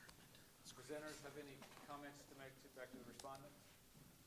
Alan or just to say thank you very much. That was those Use were the two mic, wonderful. Oh yeah, right. Sorry, I was talking to you, and I should. I wanted to thank the respondents for two very, very thoughtful responses and very helpful ones. And I think if I would in fact like to take up the need for community discernment, and call attention to the importance of the church as a community of moral discourse for both physician and patient. That is, the church has some responsibility not to abandon the patient to medicine and to technology. Also has some responsibility, too often overlooked, not to abandon the caregiver to the technology and bureaucracy and marketplace of much of medicine. That so I take it that one important lesson for theologians is the importance of addressing not just docs on these matters, but addressing congregations and our churches, a point that both respondents, I thought, made very well. The criticism has to be leveled against the church. It strikes me that we have abandoned dying, for example, to medicine, and abandoned death to the funeral home. And we need, in a way, to take these matters back. Taking it back will, I think, require of us a certain kind of assertiveness to go along with humility.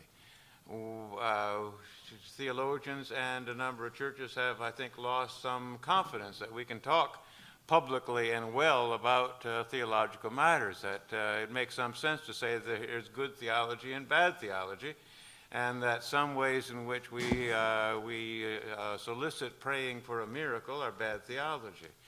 As Elliot Dorff was saying earlier today. So there's work to be done, and there's work to be done in our communities of faith, as well as in medicine. The other thing that just interested me a lot was Margaret's point about how the irony is all over. And one could ask, I suppose, is there a prayer among all these prayers? There's surely a left side and a right side to praying. And it strikes me that if we need a kind of ironic recognition of that gap in medicine, we also need a kind of recognition, a kind of stunning stopper of a recognition with respect to that gap when we pray. Just thank you very much. Thank- Those were wonderful. Thank you, Alan. Stanley and Jerry, any comments you guys would want to make sort of before we open it? I But- was, Get the mic. I thought I might respond quickly to Margaret's observation about the alienation between theologians and the everyday work of the church, because it's certainly there. And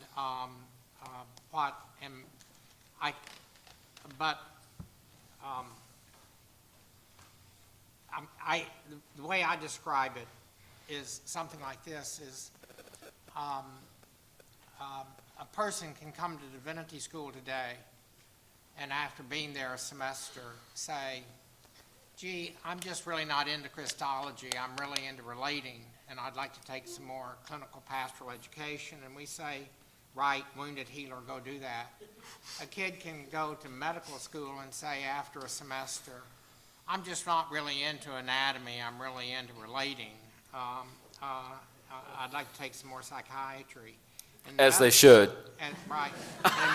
And in medical school, they say, screw you, kid, we don't care what you're interested in or not, take anatomy or ship out. Now, why is it that medicine is so much more an interesting moral formation today than people in divinity school? And I think the answer is very simple. No one believes an inadequately trained minister may damage their salvation, but people do believe an inadequately trained doctor can hurt them. Now, and so just to the extent that most Christians today care more about who their physician is than who their priest is, you have some indication of how most of us who are Christians live lives of quiet, desperate atheism. Now, and so the kind of analysis that we provide is really a challenge not to medicine, which I think will be in trouble before too long, because you simply can't afford it. I mean, you're going to break apart on economics in modern medicine, it seems to me. But but in truth, I mean, the reason, of course, is that most people that claim to be Christian have their lives more determined by the needs medicine creates than the desire for God. And we've got a real problem. So it's not medicine that's our problem. It's that we haven't been very good at Christian formation. But if we get better at that, I think then there will be tensions arise more determinatively between the practice of medicine and the worship of God. Thank you, Stanley. Jerry, did you have a comment? You're probably tired of hearing us now, so I'm going to make just one brief comment after first thanking both Joel and Margaret for extraordinary responses from which I've learned a lot. Very insightful, both of them. I wanted to just, the one brief comment I want to make has to do with Margaret's first question, really, which is, what about people who can't pray that prayer? I'm not sure I can pray that prayer.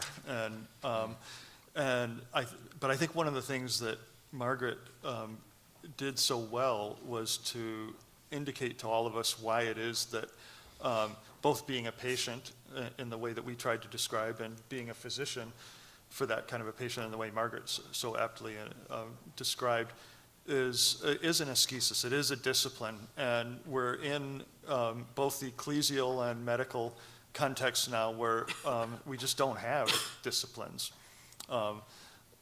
We are disciplined from exterior factors and so on. We treat those as external constraints on what we do, but we have no internal disciplines that make us capable of being able to be the kind of patient who could pray that prayer, or the kind of doctor whom Margaret described, who could truly be a physician to such a patient. So I just wanted to point that out and to emphasize that I think that we see this as not something that we or the church or another community other than Christians has attained at this point, precisely because we lack the kind of ascesis that Margaret is talking about. Thank you, Jerry. Warren, did you? I too want to thank the respondents for two really fantastic sets of thoughts.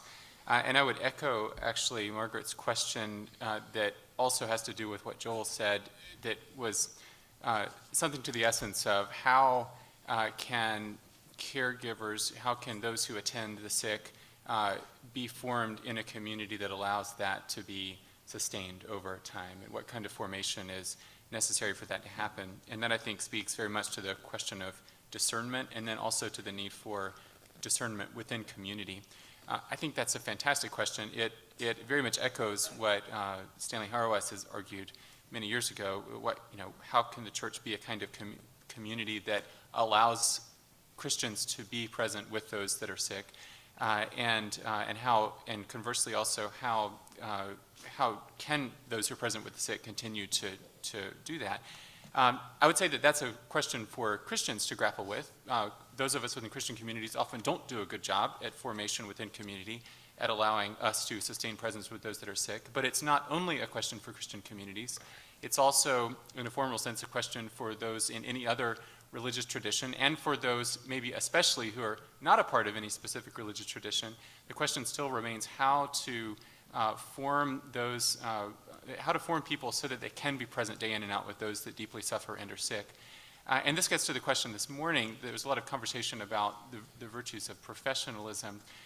Professionalism seems to be one response internal to medicine and medical education to try to address the question of how can physicians continue to form ourselves to be present with those who suffer, even those who aren't sort of externally rewarding.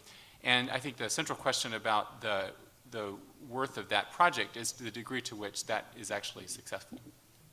Thank you, Warren. Incisive and thoughtful as always, Dr. Kinghorn. Appreciate that. Well, thank you so much to our, let's give a hand of applause to our panel, all of our presenters. And very nicely done. Questions for our panelists? Please remember, state your name and your context before your question. My name is Armand Antamaria. I'm a graduate of the University of Chicago Divinity School and a pediatric hospitalist and medical ethicist at the University of Utah.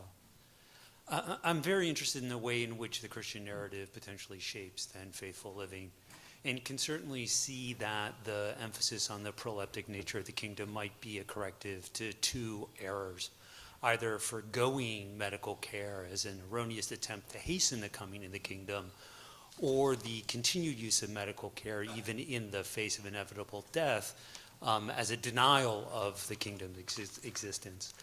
But I don't see either of those errors as being the common quandary that patients face in the contemporary period, and that is of whether they should avail themselves of continued medical treatment in the face of diminishing capabilities, and particularly whether, given Joel's example, one should continue medical care to the point of recognizing the inevitability of the dying process, or that one is inevitably dying.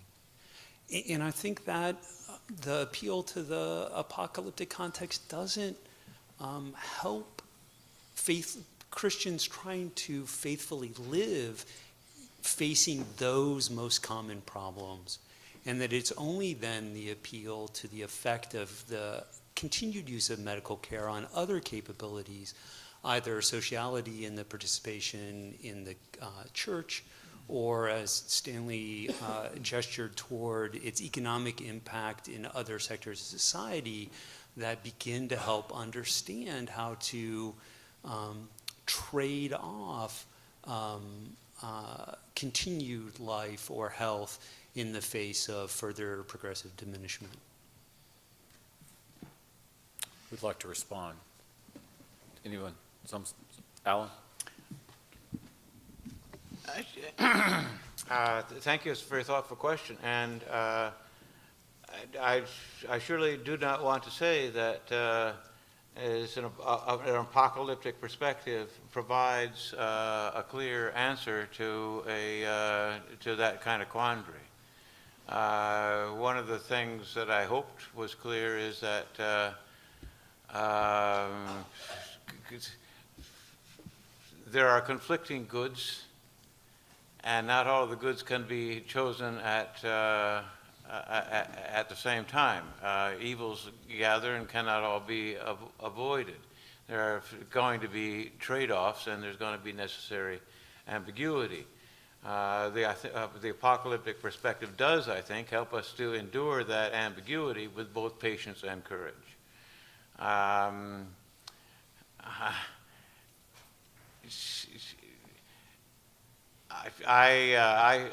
was assigned durable power of attorney for healthcare for my parents, and of course we had to have this conversation, obligatory conversation about, well, Mom, when do you want me to pull the plug? And so, and she said, of course, well, when I get to be a burden. And I almost said, well, you've been a burden to Glad you didn't, Alan. That was discerning on your part not to do that.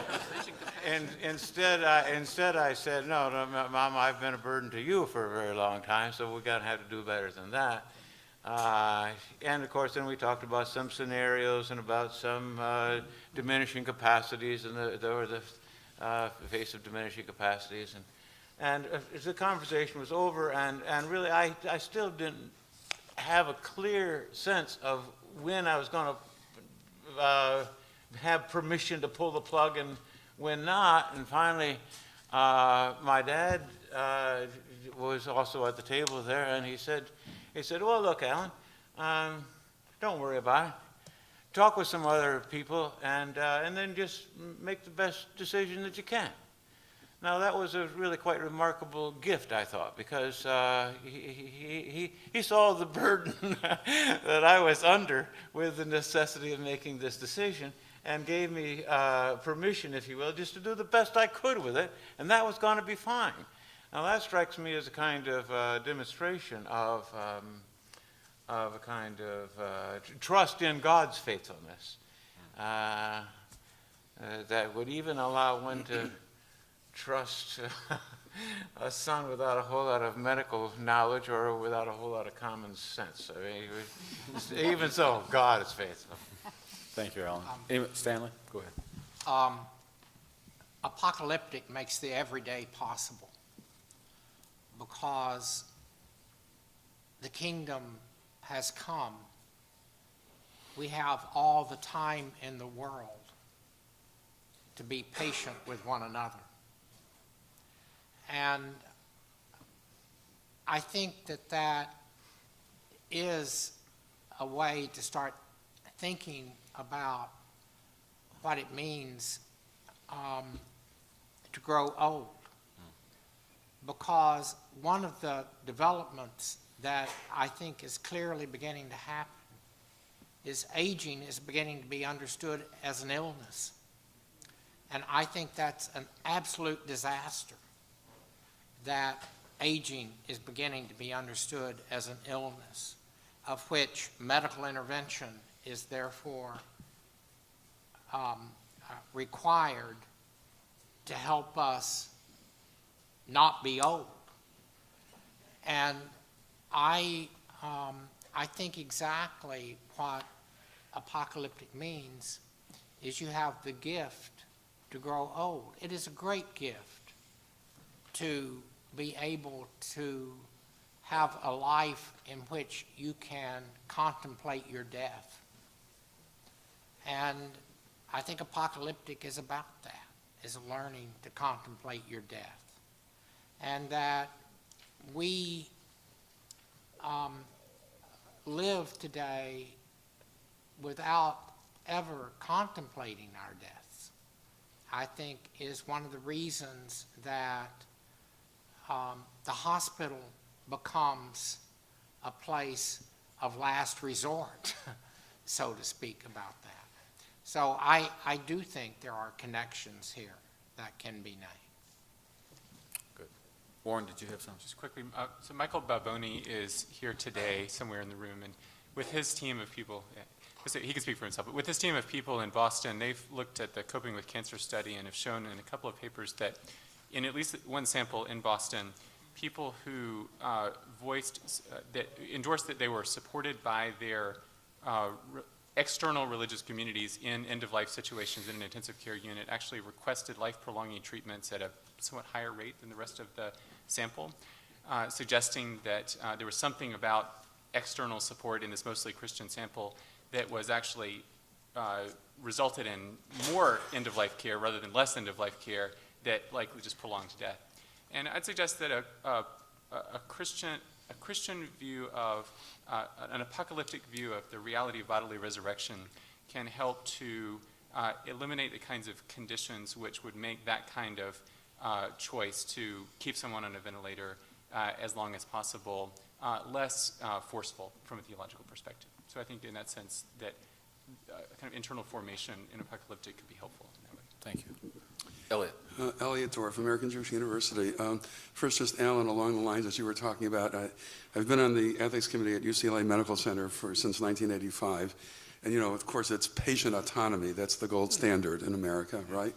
Every once in a while, I turn to the other people on the ethics committee and say, you didn't give him what he wanted through the rest of his life, so why do you care now?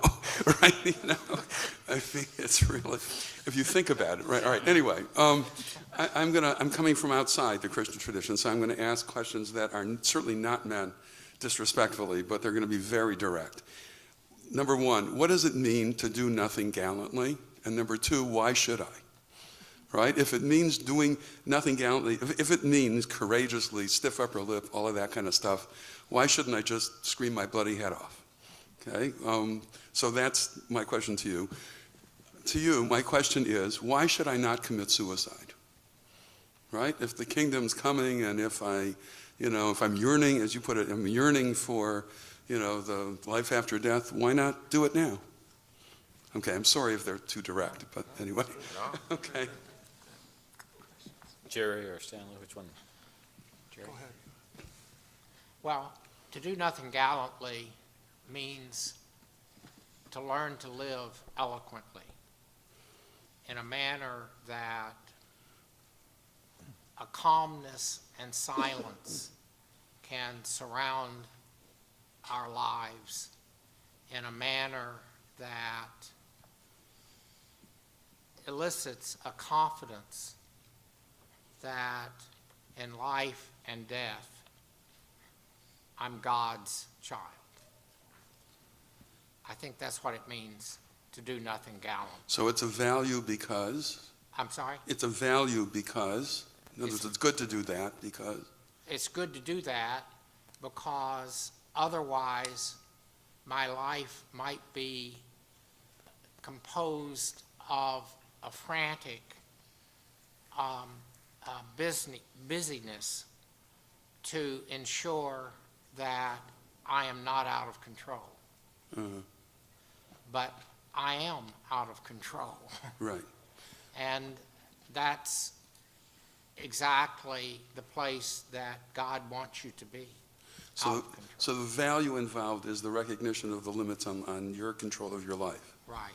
Okay. I think it would be good to spell that out in the paper. I wanted to respond. I know Jerry had a comment. about the second one. I'm sorry. Yes. Why not commit suicide? Because we're Jews. I see. Okay. We'll take it. Okay. I mean, really. You stuck us with it. Fair enough. Plead guilty. Okay. Jerry had a comment. Yeah, yeah. How do you follow up that? I totally agree with everything Stanley said. But and by the way, the whole thing, Bart's whole discussion of health is preceded by a notion of his notion of respect for life, in which life being alone, we don't possess it. Almost exactly the terms Eliot used, and that's exactly the reason for the inference regarding suicide. And it's also, by the way, the reason why we're not required to do everything that we need to do to keep our lives going. So the question, I think, part of the question you're raising, why do nothing? I just look at how much in intensive care units is done because people can't do nothing gallantly. Or even ungallantly, and why is that?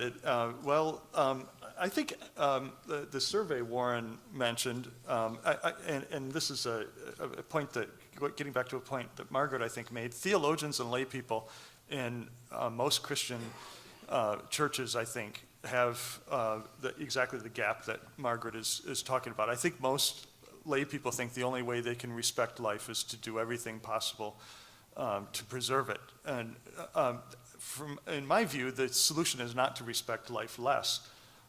It's to understand that life is a loan. It's not a possession. And as a loan, not a possession, it's subject to questions about what it's for. And if it doesn't belong to us, we're not under obligation to do everything we possibly can to keep it going. So I think in a very general way, that's the case. But in a more specific way, again, going back to the intensive care unit, we don't really feel like we're doing anything unless we're doing something positive to eradicate the disease or keep one's life going. We don't understand that there's a kind of inaction that's also an action and an appropriate action. And part of maybe what I would challenge in your question would be that we are trying to challenge is that doing nothing isn't really doing nothing,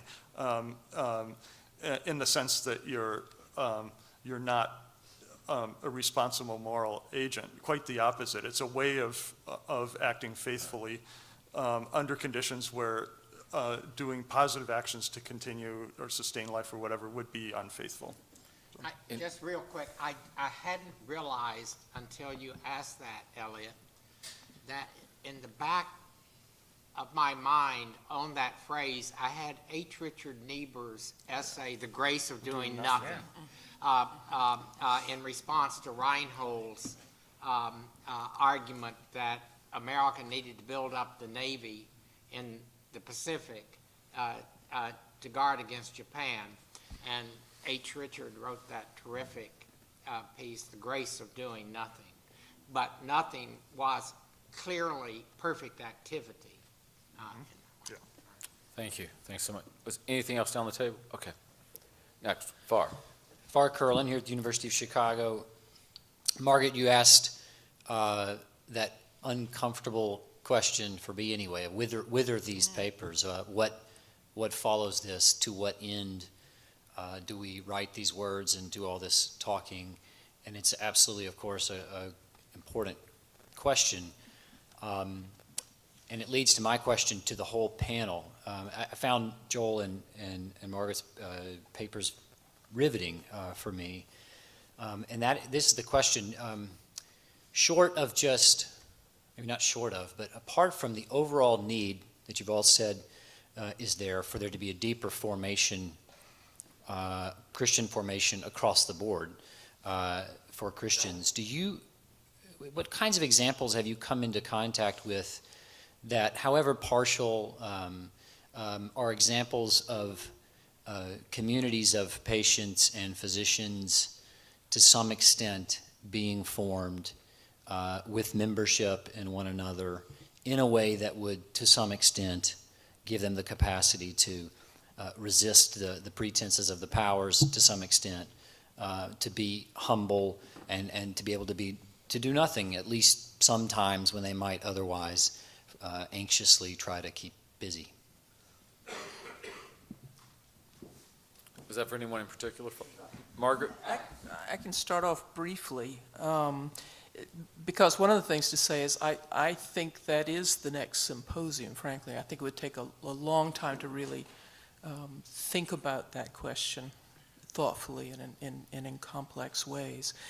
But I think, even based on things we've talked about today, that there are ways of, and this gets done periodically in various places, in bringing members of the profession together, either at the student level or beyond, to reflect together on precisely the sorts of things we've talked about today in the terms of teleology for medicine, the purpose of practice, what it's about, what its limitations are, what really can be done and why we're in the business, all those sorts of things that don't get talked about enough or get dismissed when they do, but precisely, and Joel was so right to emphasize this, precisely in the sense of a community of peers who will together try to discern this, and perhaps be able to turn that sort of thing into a teaching mechanism for students, because I think it was Dr. Lehman who said earlier that the teaching is role modeling,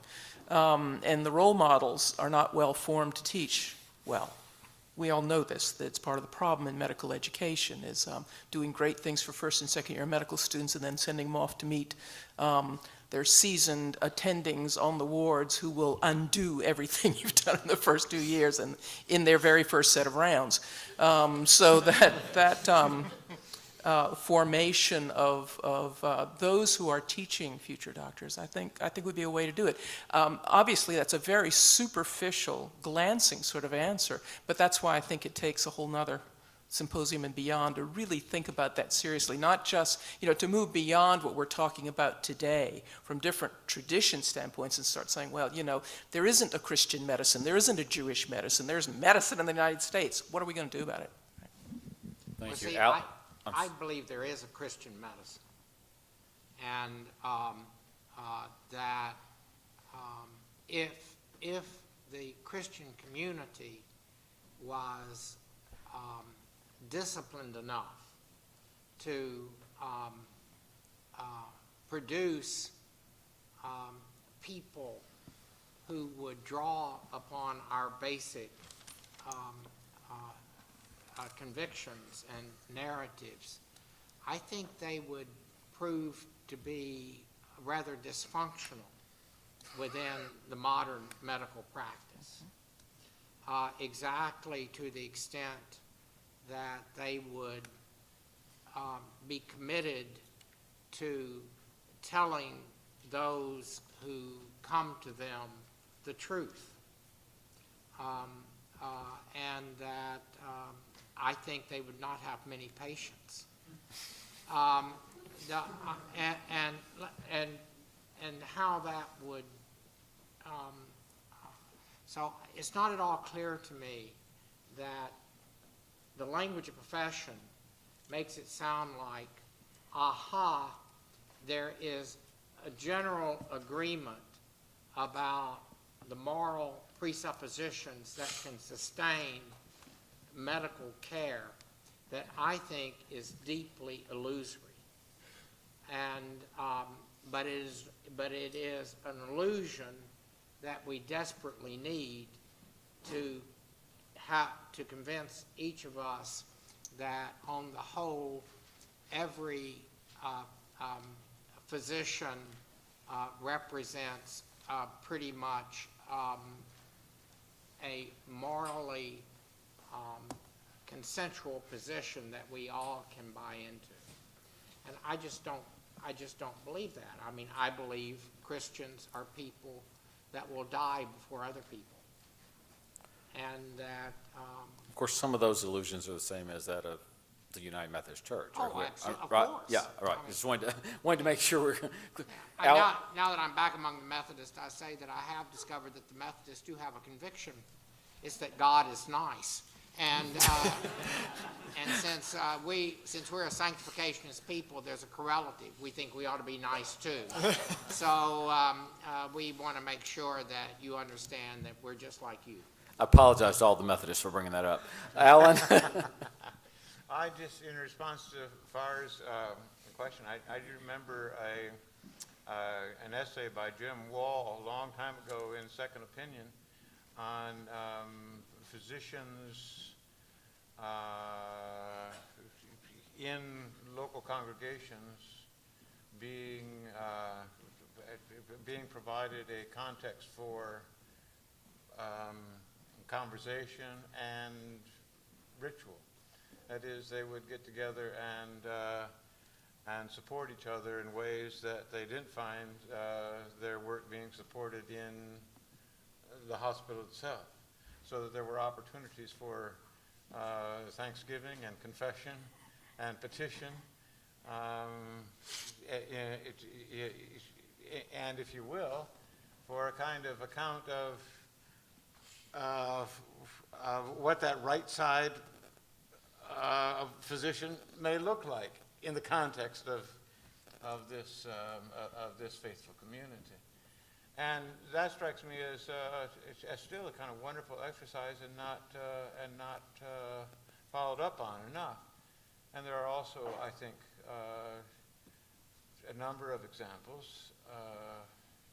Wish there were more, but there have been examples of simple things like Sunday school classes in which you invite a hospice nurse or a doctor to come in and give some account to this class of how they see their work as a form of Christian discipleship. And they get some good questions from the Sunday school class. And the Sunday school class itself gets formed a little bit better about seeing some of the limits of their of medicine, and some appreciation for their aspirations in terms of helping them, and the possibilities of a genuine conversation in what is their native tongue, and what is their language. A lot of opportunities, I think. Thank you. Dan? It struck me that this afternoon's presentations all began with a kind of very suspicious attitude towards medicine as a power, corrupted power, and that I thought maybe that was the question that Elliot Dorff was going to ask you, because I think we heard him this morning saying that, well, you know, we people in Judaism go to medicine. We like it. We think it's good for us, and ought to do it. And so the contrast made me want to ask whether you think that the sort of suspicion of medicine as a power is something that is distinct in Christianity vis-a-vis other religions. Is it something that you think is just your particular theology, but there are other Christian theologies that might differ in their view about medicine? Or is it just reading, you know, the signs of the times right now of saying that just given the current social conditions, anybody who's reasonable in any religious tradition ought to be suspicious? Great question. Who wants to start with that one? Go ahead. Alan? I'm sorry, Warren. I meant Warren. Well, my first thought would be to just look down the table and state my own debt to Jerry McKenny in To Relieve the Human Condition, who argues in part that medicine in its modern presuppositions is not indissociable from the history of Christian reflection on creation, and specifically the project of Francis Bacon, which saw knowledge as power and specifically an aim to see a Reformation era emphasis on the use of the creation as a license for the use of the natural order for the relief of suffering, combined with a conception of neighbor love, which gave license for the manipulation of the natural order for the relief of suffering, which has been difficult to set limits on, and which has really taken over, which has become much more powerful in the context of the 20th century, when the science caught up to the ability of medicine actually to be able to offer certain kinds of effective sorts of treatments. So I would see, in part, the forms that modern medicine has taken is in part historically a Christian problem, for Christians to be able to take seriously internally to the tradition. But also, I think not to, I hope that neither mine and Alan's paper, nor I think the other paper would mean that medicine is somehow intrinsically an evil or corrupted. It's not intrinsically so. It's intrinsically a gift. It's a good. And the virtues associated with medicine, being present to those who suffer and to relieve suffering and to attend the sick, are all virtues which are by no means uniquely Christian, but which are Christian virtues, and therefore are gifts to be celebrated. I think it's a tension within what we're trying to get at. It's not some Jeremiad against medicine, but rather my concerns are the very phrase medicine makes it sound like you know what you're talking about. And medicine itself is currently, it seems to me, involved in an epistemological crisis, to use McIntyre's phrase, that has to do with whether, to what extent research medicine will determine patient care, when in fact medicine has traditionally been determined primarily by an empirics that has to do with the perception of the particularity of the patient in terms of how you care for that patient in relationship to how you have learned to care for other patients. And I take it that that tension is not worked out yet, both in terms of how physicians are trained, and of course, if it's empirics, it's going to, and I'm clearly more on the side of the empirics, which doesn't mean you're against, using technologies, because they come from empirics so oftentimes.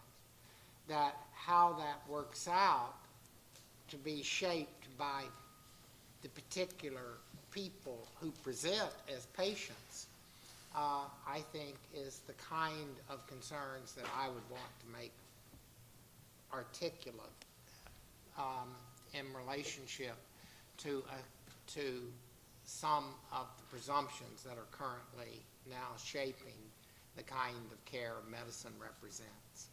Jerry. I think the problem And is then Al. not. Okay. Jerry and then Al. Go ahead, Jerry. I think the problem is not medicine. I think the problem is that medicine's been enlisted in a project that is not its own project, that has distorted it. And here's what I mean by that claim. I think in the modern period, it would take a long time to articulate all of this, but in general, notions of human flourishing have, the modern notions of human flourishing, which wanted to displace heroic ideals and make ordinary life, the value of ordinary life, return ordinary life to value, ended up ironically making it impossible to value ordinary life. And I think medicine has been enlisted in that project. So it's very, very difficult for us now to find value in very ordinary ways of caring, for example. Say more about that, Jerry. The kinds of things that so for example, the Catholic tradition has always meant by the visitation of the sick. Because medicine is more effective. And this relates to Judaism, even. It's not, the visiting of the, those practices. I'm just not practices. just. Oh no, it's by no means. But it's by no means only Catholicism that has those practices. But yeah, these practices are now they're extraordinarily fragile in our society. We seem to have no time for them. We have few practices that actually carry them out to the point that would be needed. It makes it, in a deeper sense, it makes it impossible or very difficult for us to accept our bodies with their limitations, because the notion that human flourishing is concerned with ordinary life came to mean that all of the limitations of our bodies, our bodily limitations of our embodiment were supposed to be removed. So medicine as a practice of caring and as a practice of ministering to people in ordinary life came under a great deal of pressure. And I think that's why we have so many problems with medicine today. I'm just going to give one example that actually is Dan's example. I hope he doesn't mind me using this example, but he, in one of our sessions, mentioned a patient who came to him wanting, I think, some kind of sleep control medication, and she was very, living as this very high-stress life in Manhattan, like a lot of people do, and just, quickly came in, wanted the medication, and wanted to go. And Dan, in the most unobtrusive way, just tried to pose a question about whether she should think about, the stress, the things that are causing stress in her life and interrupting her sleep cycles and so on. And she kind of resisted that apparently because she never returned, as Dan pointed out. But just look at all the assumptions about that we've been dealing with today that are implied in that interaction. Medicine is purely technical knowledge, and it's designed to give someone a control over life over her physical life that may imply, it probably does imply, an unwillingness in her situation to accept her limitations. On her side, the social context in which she's living probably makes it impossible for her to do that. At the same time, the only way she can frame her expectations about what this medical encounter is supposed to do is in terms of a personal preference that doesn't call into question the life that society has imposed upon her, and doesn't give her a vocabulary for raising a question of the good. So in all of these respects, I think the problem is not with medicine. The problem is Manhattan. The problem is a society in which the control over our biological lives for ultimately frivolous purposes, which we can't recognize and can't name as frivolous because they've become essential to what we understand by our well-being, by our human flourishing. That whole set of problems, I think, is what makes it impossible for medicine to do what it's really supposed to do. That's how I would answer that. Thank you, Jerry. Alan, I think you had. I'll pass. Okay. Sure? Okay. All right. Probably So, our last question. As someone outside the tradition, I just thinking about the metaphor of apocalyptic. Okay, I can't say the word, but the metaphor that was used in both presentations. I had a question that maybe gets at my own ignorance of the Christian faith.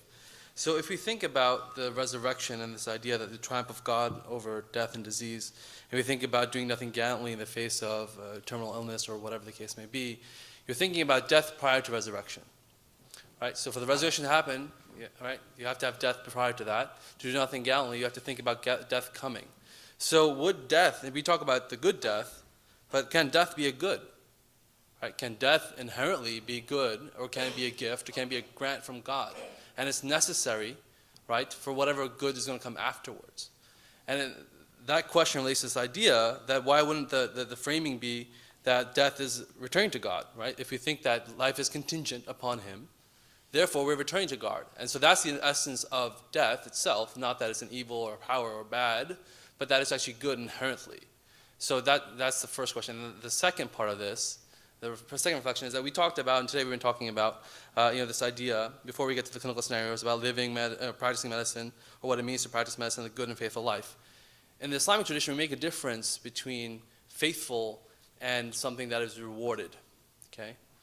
So you can live a faithful life, and you can be true to the faith, but it doesn't necessarily mean that you're going to be rewarded at another level. Is that distinction also present within the Christian theology? Alan? Well, I do think it's fair to say, at least in my lights, that death is not a good. It's not always the worst evil. Relative judgment, in relative terms, you might even say it's good compared to extended suffering or something. But I do think you want to stop short of saying that it's a good in itself. it is the case that you have to die before before resurrection. But that is it strikes me a way of saying that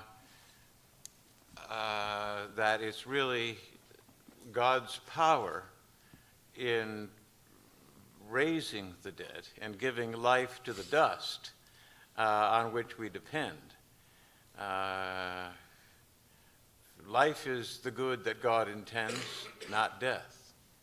If death were the good that God intended, we wouldn't need resurrection. If life is the good that God intends, then we need something like resurrection. If embodied life is the good that God intends, then we need something like resurrection. Is that an answer to your first question? I guess it could be nothingness, right? Nothingness is different than good, and then being living, right? Nothingness. Right? So the first creation, nothingness is nothingness, right? It doesn't have to be death, right? Death is defined by life, correct? Right? It's the opposite. So nothingness is nothingness. You're nothing before you created. So I don't. You are, yes, so you're nothing before you are created, but God gives life to nothingness. God gives life to the dust. God creates cosmos sort of chaos. It's a sort of God is, evidently. And that's why it strikes me that Elliot isn't up here anymore, but hi, Elliot. Here also, we are Jews. I mean, the apocalyptic move from the Jewish prophets it stood in continuity with what the prophets were saying. It was the mark of the prophetic confidence in God's faithfulness and in God's power, which led the apocalyptic literature to make the kinds of claims that it finally did. And a bunch of us Gentiles were grafted into that quite remarkable hope. Your second question, remind me. Reward. Oh, reward. Well, here there are different voices among Christians on the question of reward, but it does. I'm an old Calvinist, and we don't have much truck with the reward. That is, it is God's grace, finally, in which we hope. And if we start to look at our own little works, or at our own little faith, at our own little decisions, it's only going to prompt a certain anxiety. So in the midst of that, look to God. God's grace, God's beneficence is finally the best and only hope we have. Warren. So Christian theology is traditionally distinguished between death as ultimate separation from God, which is seen as an ultimate evil and therefore to be destroyed, and death, physical death, is a reminder of our contingency and mortality, and that would be two separate senses of death. And in that sense, death is not considered a good in itself, but it's not an ultimate evil.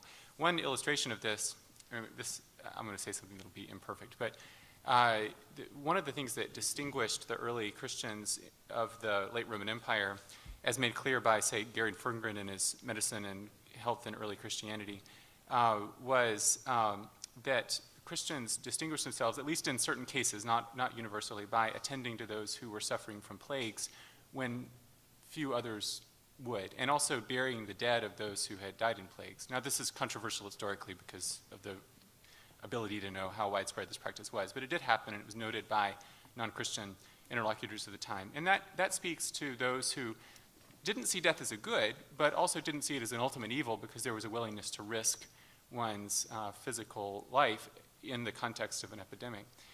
Now, I think about this, and this is where I don't mean specifically to recommend a different practice here, but I think about it in contrast with the dominant response of American Christian churches a couple of years ago when the H1N1 epidemic came along, that what didn't end up being too severe from a public health perspective, but could have been, and certainly a pandemic flu is a terrifying thing for any of us who know anything about infectious disease. But the dominant response of churches at that point was to withhold communion in two kinds, to withhold the common cup, and even to withhold physical contact in the passing of the peace. And I understand that. I understand the risk of transmission of the flu virus for those especially who are young or infirm or immunocompromised. So I'm not meaning to criticize that specifically. But I do wonder, though, how that particular practice, which was most deeply tied to the church's sacramental forms of being together and formation and community, how that kind of sense that when an epidemic comes around, you don't even shake somebody's hand to pass the peace to them, which is the sign that Christians would use in our common practice of being in communion. How does that form us then to be those who would, in fact, respond to those who suffer from a plague or from some modern-day equivalent of that? I think that's a deep concern I have for the formation of Christian physicians as well. Christian physicians of all people, of all physicians, should be those who would be willing to step in and care for those with some modern analog of the plague. And are we in Christian communities forming ourselves so as to be able to do that? Or are we seeing temporal death as such an evil that we'll do anything using the modes of public health and medicine to eliminate that so as to actually make death more of a power than it should be in Christian life? Thank Just you, a real Warren. quick response go ahead, Sam. to the first question. Augustine asked, if we hadn't sinned, would we have died? And since he regarded it as completely speculative question. Augustine asked, if we hadn't have sinned, would we have died? And he regarded it as completely a speculative question and wasn't sure you should even reflect on it. But since we were created to be friends with God, and since we are finite creatures, we cannot be in communion with God as a finite creature. So he suggested that there might be some kind of transition that might be called death that would not have been just the punishment for sin, since we are destined to be friends with God and with all of our particularity, but without our finiteness. Any other comments from our presenters or respondents? Last chance. I'm worried about Augustine's move there. Alan wants He to tell. said it was speculative. Okay. Thank you so much to our presenters and our respondents. And since this is my last chance to address you, thanks for being such a great audience and responsive and engaged group. We start again in 15 minutes for a really phenomenal, I think, wrap-up of the afternoon with our panels and Dr. Lear.